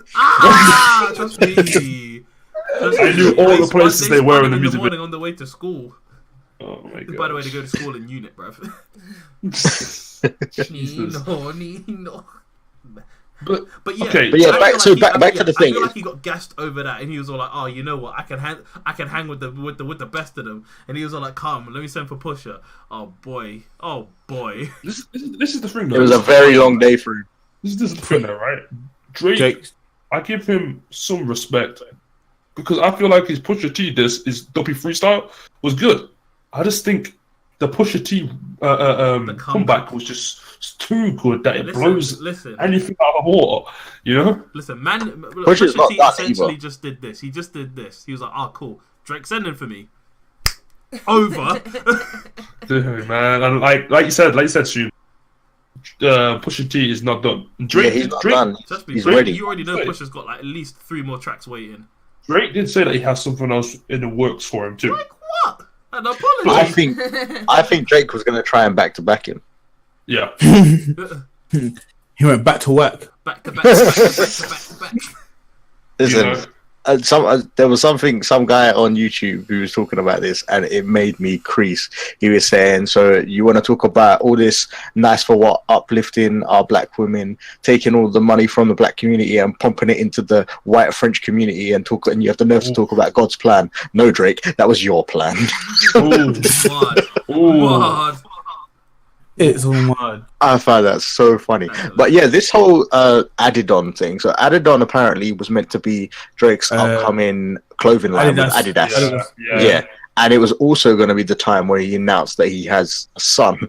So he was basically going to use his son as a rollout for his clothing line. Bastard. Man said, "Hey son, come into my life real quick." Oh, cool. Deal secured. I'll see you later. Dude, and look, man. The one thing that frustrates me is, Man needed to Drake. The In a beef, right? Most people you think, oh yeah, they're gonna come back with some fire, right? So the thing about Drake is that he doesn't actually have to. Drake to me is like all he has to do is do what he did, which is respond on Instagram, right? And that's it. He doesn't even need to actually do another track. I don't think it's going to affect him or his career at all. His career is going to be fine, but Drake has always wanted the respect from the real hip hop community, and that ghostwriting stuff really tarnished his name in that light. And I think that's why he jumps in the mix of these battles. Like he wants the respect from others. That's why he responds. Pusha's like regarded as one of the top lyricists. But the thing is, it only tarnished his name when he went around claiming that he doesn't write his own stuff. That he does write his own stuff, and he was like, he's the greatest alive and stuff like that. Like, if he never said that, no one would have cared, because everybody knows, like, people write. Like, it's common knowledge that everybody knows that songs that you hear are mostly written by somebody else, or there's a process behind it. Yeah. Because what I was gonna say. So if you can't then claim you're the greatest, but then you're getting people to write your hits for you, like and especially because Drake is technically so just real quick, especially because Drake, you would tie him more into the the pop genre. Most of the people in the pop genre have their stuff written by someone else. Yeah, exactly. So for him for him saying that he writes his own stuff, like it's kind of like your genre usually doesn't. So you saying that you did, but you got bodied anyway. It's funny. Yeah. So I just wanted to say I just kind of want to glance over what he said on Instagram, and it was about the blackface. He didn't mention anything about Pusha T. And it took him 24 hours to come out with this Instagram post. I'm not going to read it all out because it's quite long. You can go check it out yourself. But essentially, he basically says anybody who's enjoying the circus, he wants to clarify the image in question. The image is from a picture from 2007 where he was doing acting. He's working on a project about young black actors struggling to get roles, being stereotyped. Basically, the photo is to represent how African Americans once wrongfully portrayed in entertainment. Basically, he's just kind of saying that back in 2007, this is how African Americans were had to kind of seem to be happy, kind of blah blah blah blah, and that's what the blackface image was supposed to portray. I think it's BS. I'm not hearing it. I'm not hearing it at all. Right, I think it's BS. Very similar to what he said, Big. Main reason because it doesn't take you 24 hours to no, Peach. Yeah, it's not even that. It is the fact of any black matter that happens, Drake never talks about it. Never once would you ever hear Drake say something about Black Lives Matter or to be with the people. He always just wants to play on the fence. So he did that on purpose. It was never a state because okay, cool. If you said that happened, why didn't you never mention it in any of your songs? That's the thing. Because he's not that guy. He's a pop act. He makes he's hit driven. Yeah, because all he wants to talk about is girls and. I mean, now he's talking about being all uplifting, but like Shims was saying, he's apparently taking us to take all of these earnings and pumping it into white French Canada. No, white French community. So the woman's from France. Yeah. The baby mom's from France. Normally do from us. Yeah, but for me, I feel like all this stuff that he's been doing recently puts things into perspective, because I think he knew some sort of like scandal was coming. Like, so with God's plan, he was giving away money. Nice for what, he's uplifting women and stuff like that, because I think he knew around about June time he's gonna drop this thing. Hey, nobody wants to be Kevin Hart, man. Oh my days, Captain Kevin Hart. Yeah, no, I think you got a point. I just think I personally think the Instagram post is not done personally from him. I think it's done like by his team.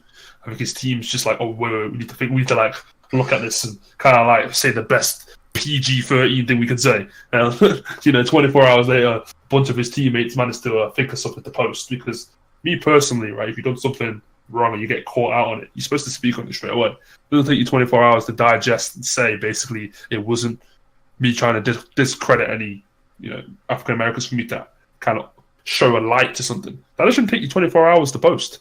I'm sorry, like that just doesn't take 24 hours to clear up to me. Because he's got a team working with him 24/7 for whenever these type of things could happen. Yeah, exactly. So he could have the second Pusha T said something about it, posted that picture. He would have been eyeing his page too. He would have been. Right. By the way, by the way, he's been going around getting that photo taken down. So like on Push's Instagram page, it's not there because it's been reported. Yep. Now Pusha T did say, please do not look at this thumbnail as artwork, because nobody had photoshopped it or edited it. It's actually just it's a real photo. Yeah, right. And when Pusha posted down, I think it was Twitter he posted on, Drake should have posted something straight away. If it was genuine, should have posted something straight away. You don't wait 24 hours. I'm sorry, I don't care how busy is, so Pusha wouldn't have been able to just. He might have been able to find this on the internet. But do you reckon somebody like 9/11? It was somebody in it. So basically, somebody could remember. I remember hearing about. So basically, Pusha has a connection with I think one of the labels, and the artist or the person who took the photo basically came out to Push and was like, "Yo, I've got this photo of Drake. What are you telling me? This is yours." And he was like, "Yeah, okay, cool, let me see it." And then it was that photo. No, it wasn't the photographer who gave it to him. The photographer had spoken to Pusha, but Pusha was saying now the photographer was defending it. He was saying it was like, oh, it's a really good piece and blah, blah, blah, blah. It's comments on this, whatever, like that. Pusha's never disclosed where he got it from. He doesn't want to reveal his sources. I think it's on one of Drake's team. I think somebody's working behind him.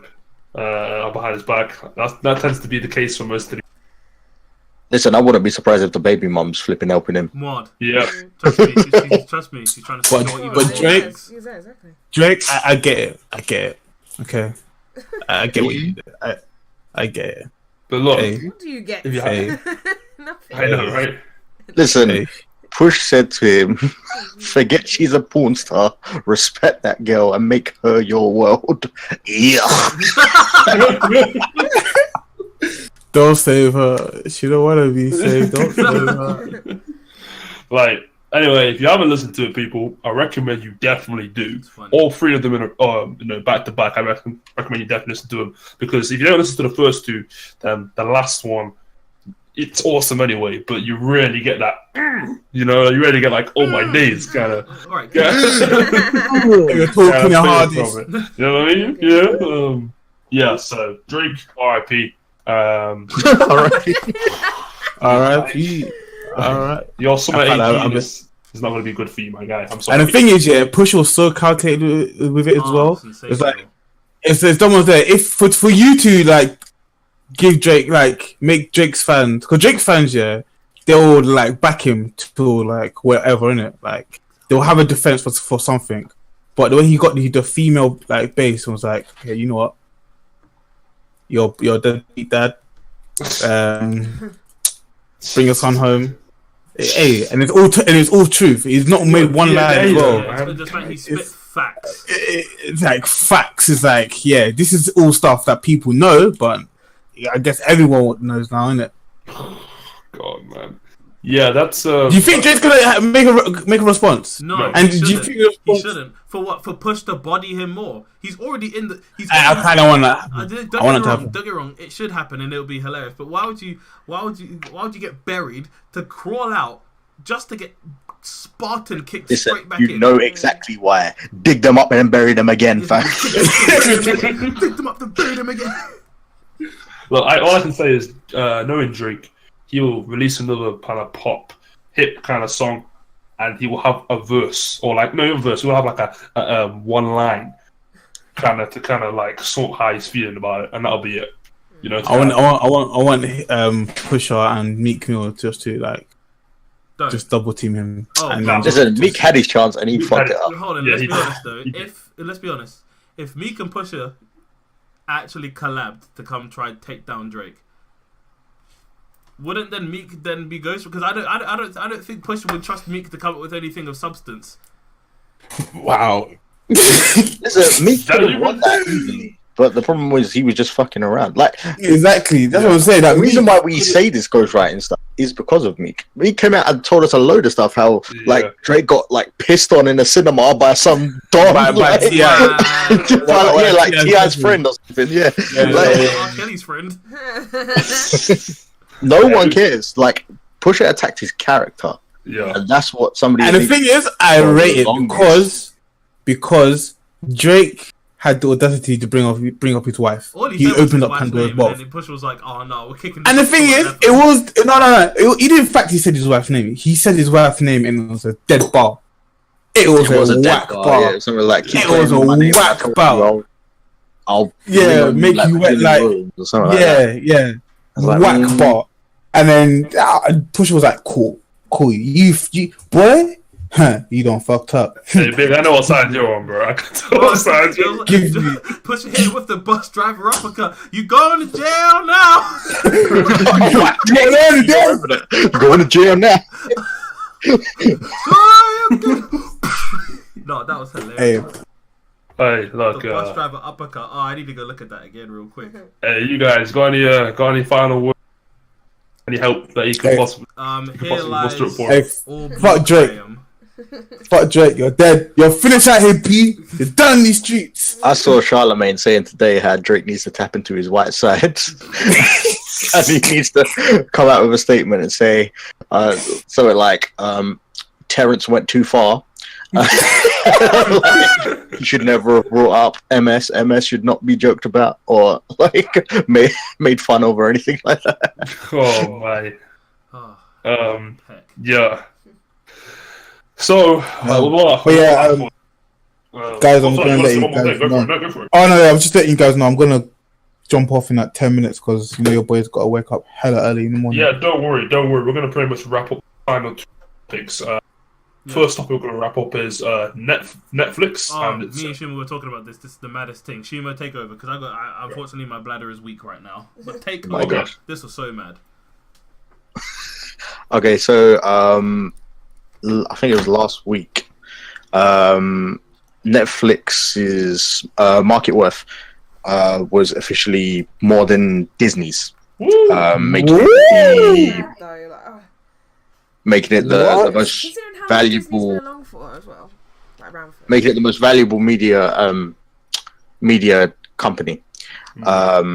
But by the end of close of that day, it did slip back under Disney.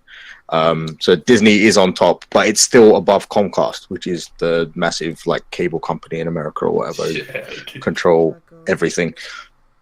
But no, that's insane to me. Like, just if you think about it, Netflix, you pay like what £6-7 a month or whatever. Yeah. And I know a lot of us are trapping on other people's ones. But it's insane to me because they invest so much in their programming. I just wonder how they make money because they don't run ads on their services or anything like that. It's so bizarre, and the fact that just even for a moment they were worth more than Disney. Disney is a massive conglomerate. They own news outlets, they own sports outlets, comics. They own basically everything. Like they have when it comes to entertainment, they have their finger in a lot of pies. Just to kind of cut in, right? They have their finger in a lot of pies. Put it this way, right? Netflix strives a lot because of its Netflix originals. A lot of the Marvel stuff, right? I'm pretty sure Disney owns part of Marvel anyway. So no, Disney own Marvel. Yeah, so like there you go. Right. So even in a way, Disney still kind of own a little bit of what Netflix shown. So Disney owns almost everything. It's insane to see that Netflix, is able to kind of like, even for a little bit, battle with the top boys. So, but at the same time, though, I did find something looking up on this, and Disney is planning to start its own streaming service as well. Yeah. I don't know what. I don't know what they're going to show on it. To be honest, I mean, they're going to show all of their stuff. Like they've said, like eventually all their stuff is going to come off of Netflix, and Disney's going to have all their stuff. So Disney owns Star Wars, Disney own Marvel, Disney own Pixar, Disney own all of their original like Disney movies and stuff. There is going to be a lot of content on there, including like TV shows that they own.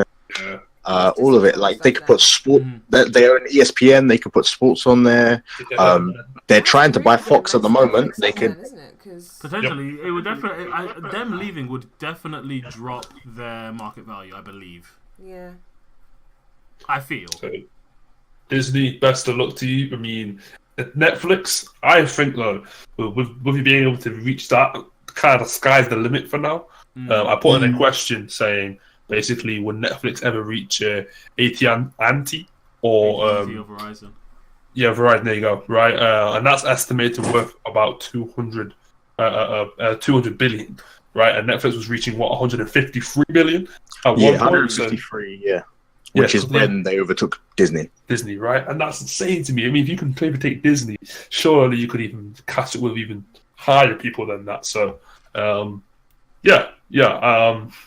Netflix, good job.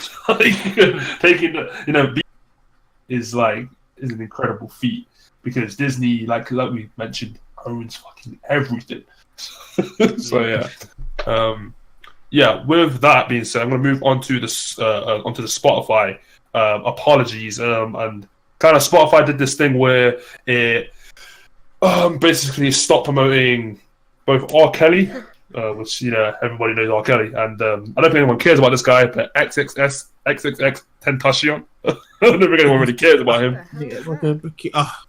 Right, he's the guy who does Look at Me. Is that the song called? No, that's the song, right? Look at Me. Oh God. Basically, they Like, don't you find him buff, Sibel? I don't even know what he looks like. He sounds like a proper. Right, why are you showing? No, he's not a white boy. Why are you showing? He's not white old and he doesn't look smelly. He might shower. I'm shaky. Trying to catch me white and smelly. Okay, so this is. He looks like. This is what he did look like, and now this is closer He to what looks he dehydrated. Mad. Yes. Dehydrated is the best word for it. He looks dehydrated, malnourished. I mean, he doesn't look malnourished. Like he's in better shape than like all of us, man. Underdeveloped and just like he's got allergies. Like he needs to calm down. He's got allergies. He's tired. You say he's tired? Yeah, maybe he's. No, he's tiny. Oh, yeah. He looks. When he had his hair up when he was doing that concert, he looked like Kid Boo. Yeah, I know what picture you're talking about. What happened is basically Spotify stopped promoting both R. Kelly and obviously XXX, and because of that, basically they couldn't be found on any of Spotify made playlists. So not playlists that we make, a playlist that Spotify makes and promotes on the home pages and stuff. However, though, if you still wanted to search and find a song by R. Kelly, or for some reason XXX Tentacion, you could still find it and put them into a playlist. It's just only a Spotify made playlist. Which kind of answers me the question, isn't that kind of robbing them a little bit?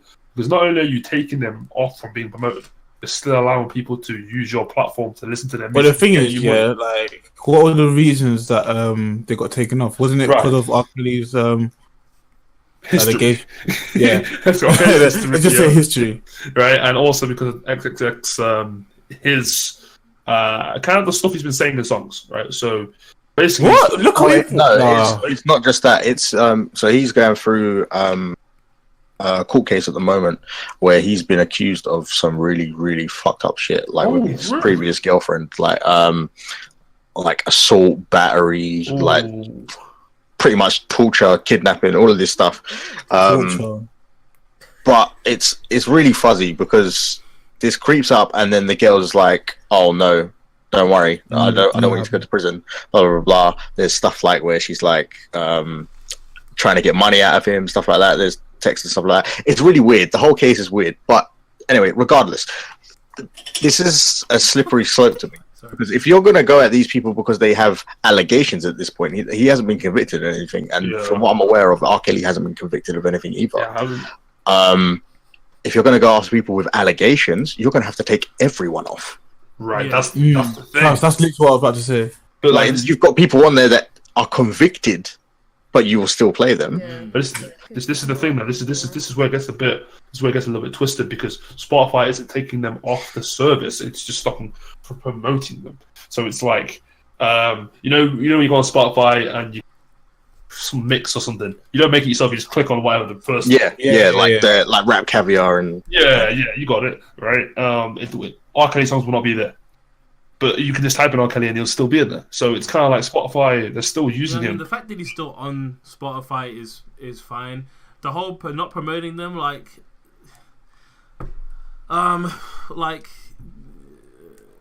if they're supposed to be the thing of a playlist, then you know that's one of those things where it's like, I think it's a little bit silly, a little bit, especially like we were saying, because they're not actually convicted of it. It's just it's just allegations as well, and it's just the fact of it's one of those things you can't just pick and choose. Like it has to be other people. Is that they just want to make an example out of other people? And, but I don't feel like it's effective because of you're picking people like out of a hat by the looks of it. Yeah. It's not like, oh well, I don't know, someone who's been convicted of Gucci Mane was convicted of murder, I'm pretty sure, but he'll still be on a playlist. Yeah, right. Like, things, like they're just picking and choosing. Like it's ridiculous. Like it's either all of them or none of them. That should be the end of. Yeah, it's not because they're like unpopular. Like that's not why you're taking them off. Like this Triple X guy, he is very popular. He's popping, bruv. Yeah, on like streaming and stuff like that. His album does very well, stuff like that. R. Kelly's number somehow, after he was taken off of this, R. Kelly's streaming numbers have gone up. I have no idea how, but it's insane. I think the reason why is because some people probably forgot about him, and this helped them rediscover him. So they haven't really done themselves a favour, have they? No, they actually did come out and apologise. Saying that the way they handled the R. Kelly situation was wrong. They didn't really mention too much about the Triple X situation. It was just more.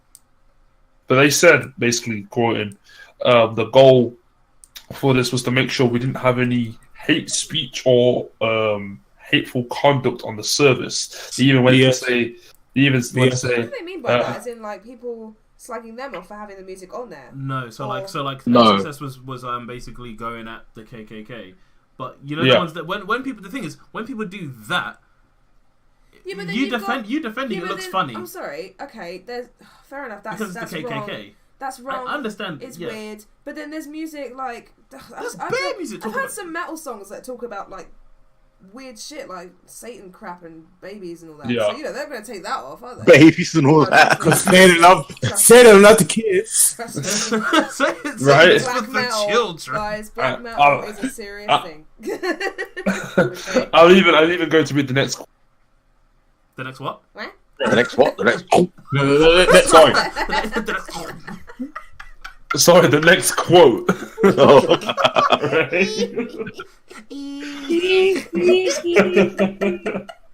The next quote saying that we think we rolled this out wrong and we could have done a better job communicating it, but we finalized by saying if you are talking about KKK and doing that kind of stuff, that may not make any sense, but whatever. It's pretty obvious that we do not want you on our service. No, so being Spotify. So you want to big up? So you Yeah, what? here's the thing. Here's the problem that I have like that. Yeah. So think about it. There's plenty of other older songs where I'm pretty sure Kanye's mentioned the KKK at some point. And let's be honest, there's been more artists than I can conjure up in my brain right now who probably mentioned the KKK and talking about doing But whatever. how did he mention it though? Was it in a what It kind was in of the way? song. I know it was definitely What in kind the of song. way did he? No, I don't think they're saying he mentioned it. I think they're saying that as an example. Yeah. But for If you're saying something like, I want to, like, I'm part of the KKK, I hate blah, blah, blah, blah. I think that's what they're saying, like, hate speech like that they don't want on their that thing. makes sense, but Which they're backpedaling on something that they haven't established, because this guy isn't, like, making hate speech songs. He makes a lot of different music. It's not hateful. It's just alternative. And that's pretty much it, man. I think, long story short, I think Spotify need to kind of just stop what they're doing, look at it all, and approach it and change their policies on everybody. Yeah, and it should be thing for everyone, no matter how big or small you are. Oh, I don't know. Right. I think the two examples they used were kind of. I don't really think they needed to be used, but I guess they were just the scapegoats. I guess. Yeah, they wanted to make an example out of them, man. Yeah, right. And I also think just because of the stuff that they allegedly have done, it's kind of a way to kind of use them without really getting that much backlash back. They couldn't do that with a Drake, for example. You know what I mean? Even though there's probably not anyone We'll have a ready. bitch fit. Hey, You know Kendrick came out and said that he's threatening to take all his music off if they don't Yeah, he did. flex back on. He did. Yeah, that's kind of it when it comes to the Spotify thing. They did apologize, and I think they're gonna do something about it. But at the same time, it's kind of like, whoa, Spotify, chill. Because like, if you start pissing off the wrong people and don't do anything about it, you will feel the effects. Like I even got a little thing in here. Currently, Spotify is ranked first place with 71 million members. Apple Music is second with 40 million. That's quite a big gap. But you stop. And that's just premium members. Like, you got to remember, Spotify is free. You can go on there and use it as long as you put up with the ads. Like, anyone can use it. There you go. No, the ads on name. Trust me. And if you turn the volume all the way down, it will pause the ad. Trust me. Trust me. That's been about since day. That's been about since day. Like, I don't remember. So if you do this, if you do that, it's fine. You can change it on, like, if you have something external. But if you turn down Spotify's volume all the way to the bottom, they'll be like, "Hey, we know you've turned this off. Oh, right. Put it back on." Yeah, they're slick with it. They think they're cool. But yeah, just pissing people off will start to dwindle your numbers down for sure. Look at what happened to SoundCloud. Yeah, so that hurt, man. Bad news. that is pretty much it for today. Does anybody else have anything else they want to add before Huh? Huh? Hello? Is there anything you Hello? wanna add on to- Hello, are you there, my friend? Are you Dude, with us? I guessing do want to say one thing real quick. Just a big shout out to Big Imperial for not falling asleep during this podcast. I think we can all give him a hearty little round of applause. Well done, man. Thank you, guys. Thank you. You guys know I work hard, man. Go on, tell us who you Yeah. want to thank. Award show season. Go on, speak. First of all, I want to give glory to God because, without God, nothing can happen. I want to thank my mum and I want to thank my dad. I want to thank my brother Stefan, DJ Supreme. Shameless plugs. I want to thank, you guys at home for tuning into the podcast as well. I want to thank. Mad. I want to thank the lady who served me my Tesco's. Oh my Okay, but on a serious note, let's just stop you there. Yeah, let's close it out. Once again, everybody, thank you very much for coming by and listening to the Powered Up podcast. I've actually had some responses back from people in real life telling me they do like this type of stuff, so we're going to keep it coming. We'll see you next Sunday in the next episode with more good stuff to talk about. Anybody else want to kind of say anything before I go? Make sure you follow. Inside job. Night. Wow. Make sure you follow everybody on our social medias. All the links are going to be in the description for the video below. Let us also know in the comment section If you reckon we should do because I mentioned this before, we might try and do a live stream version of this just to see the response difference, just to see if there's anything different, and we can sort of change up sort of little bits and how we do things, so we can have like a little question time after we talk about a whole section, so like the gaming section or the entertainment section. And make sure you also links to everyone's things are in the description. On that note, people, we'll see you in the next one. Peace out. Peace. Peace.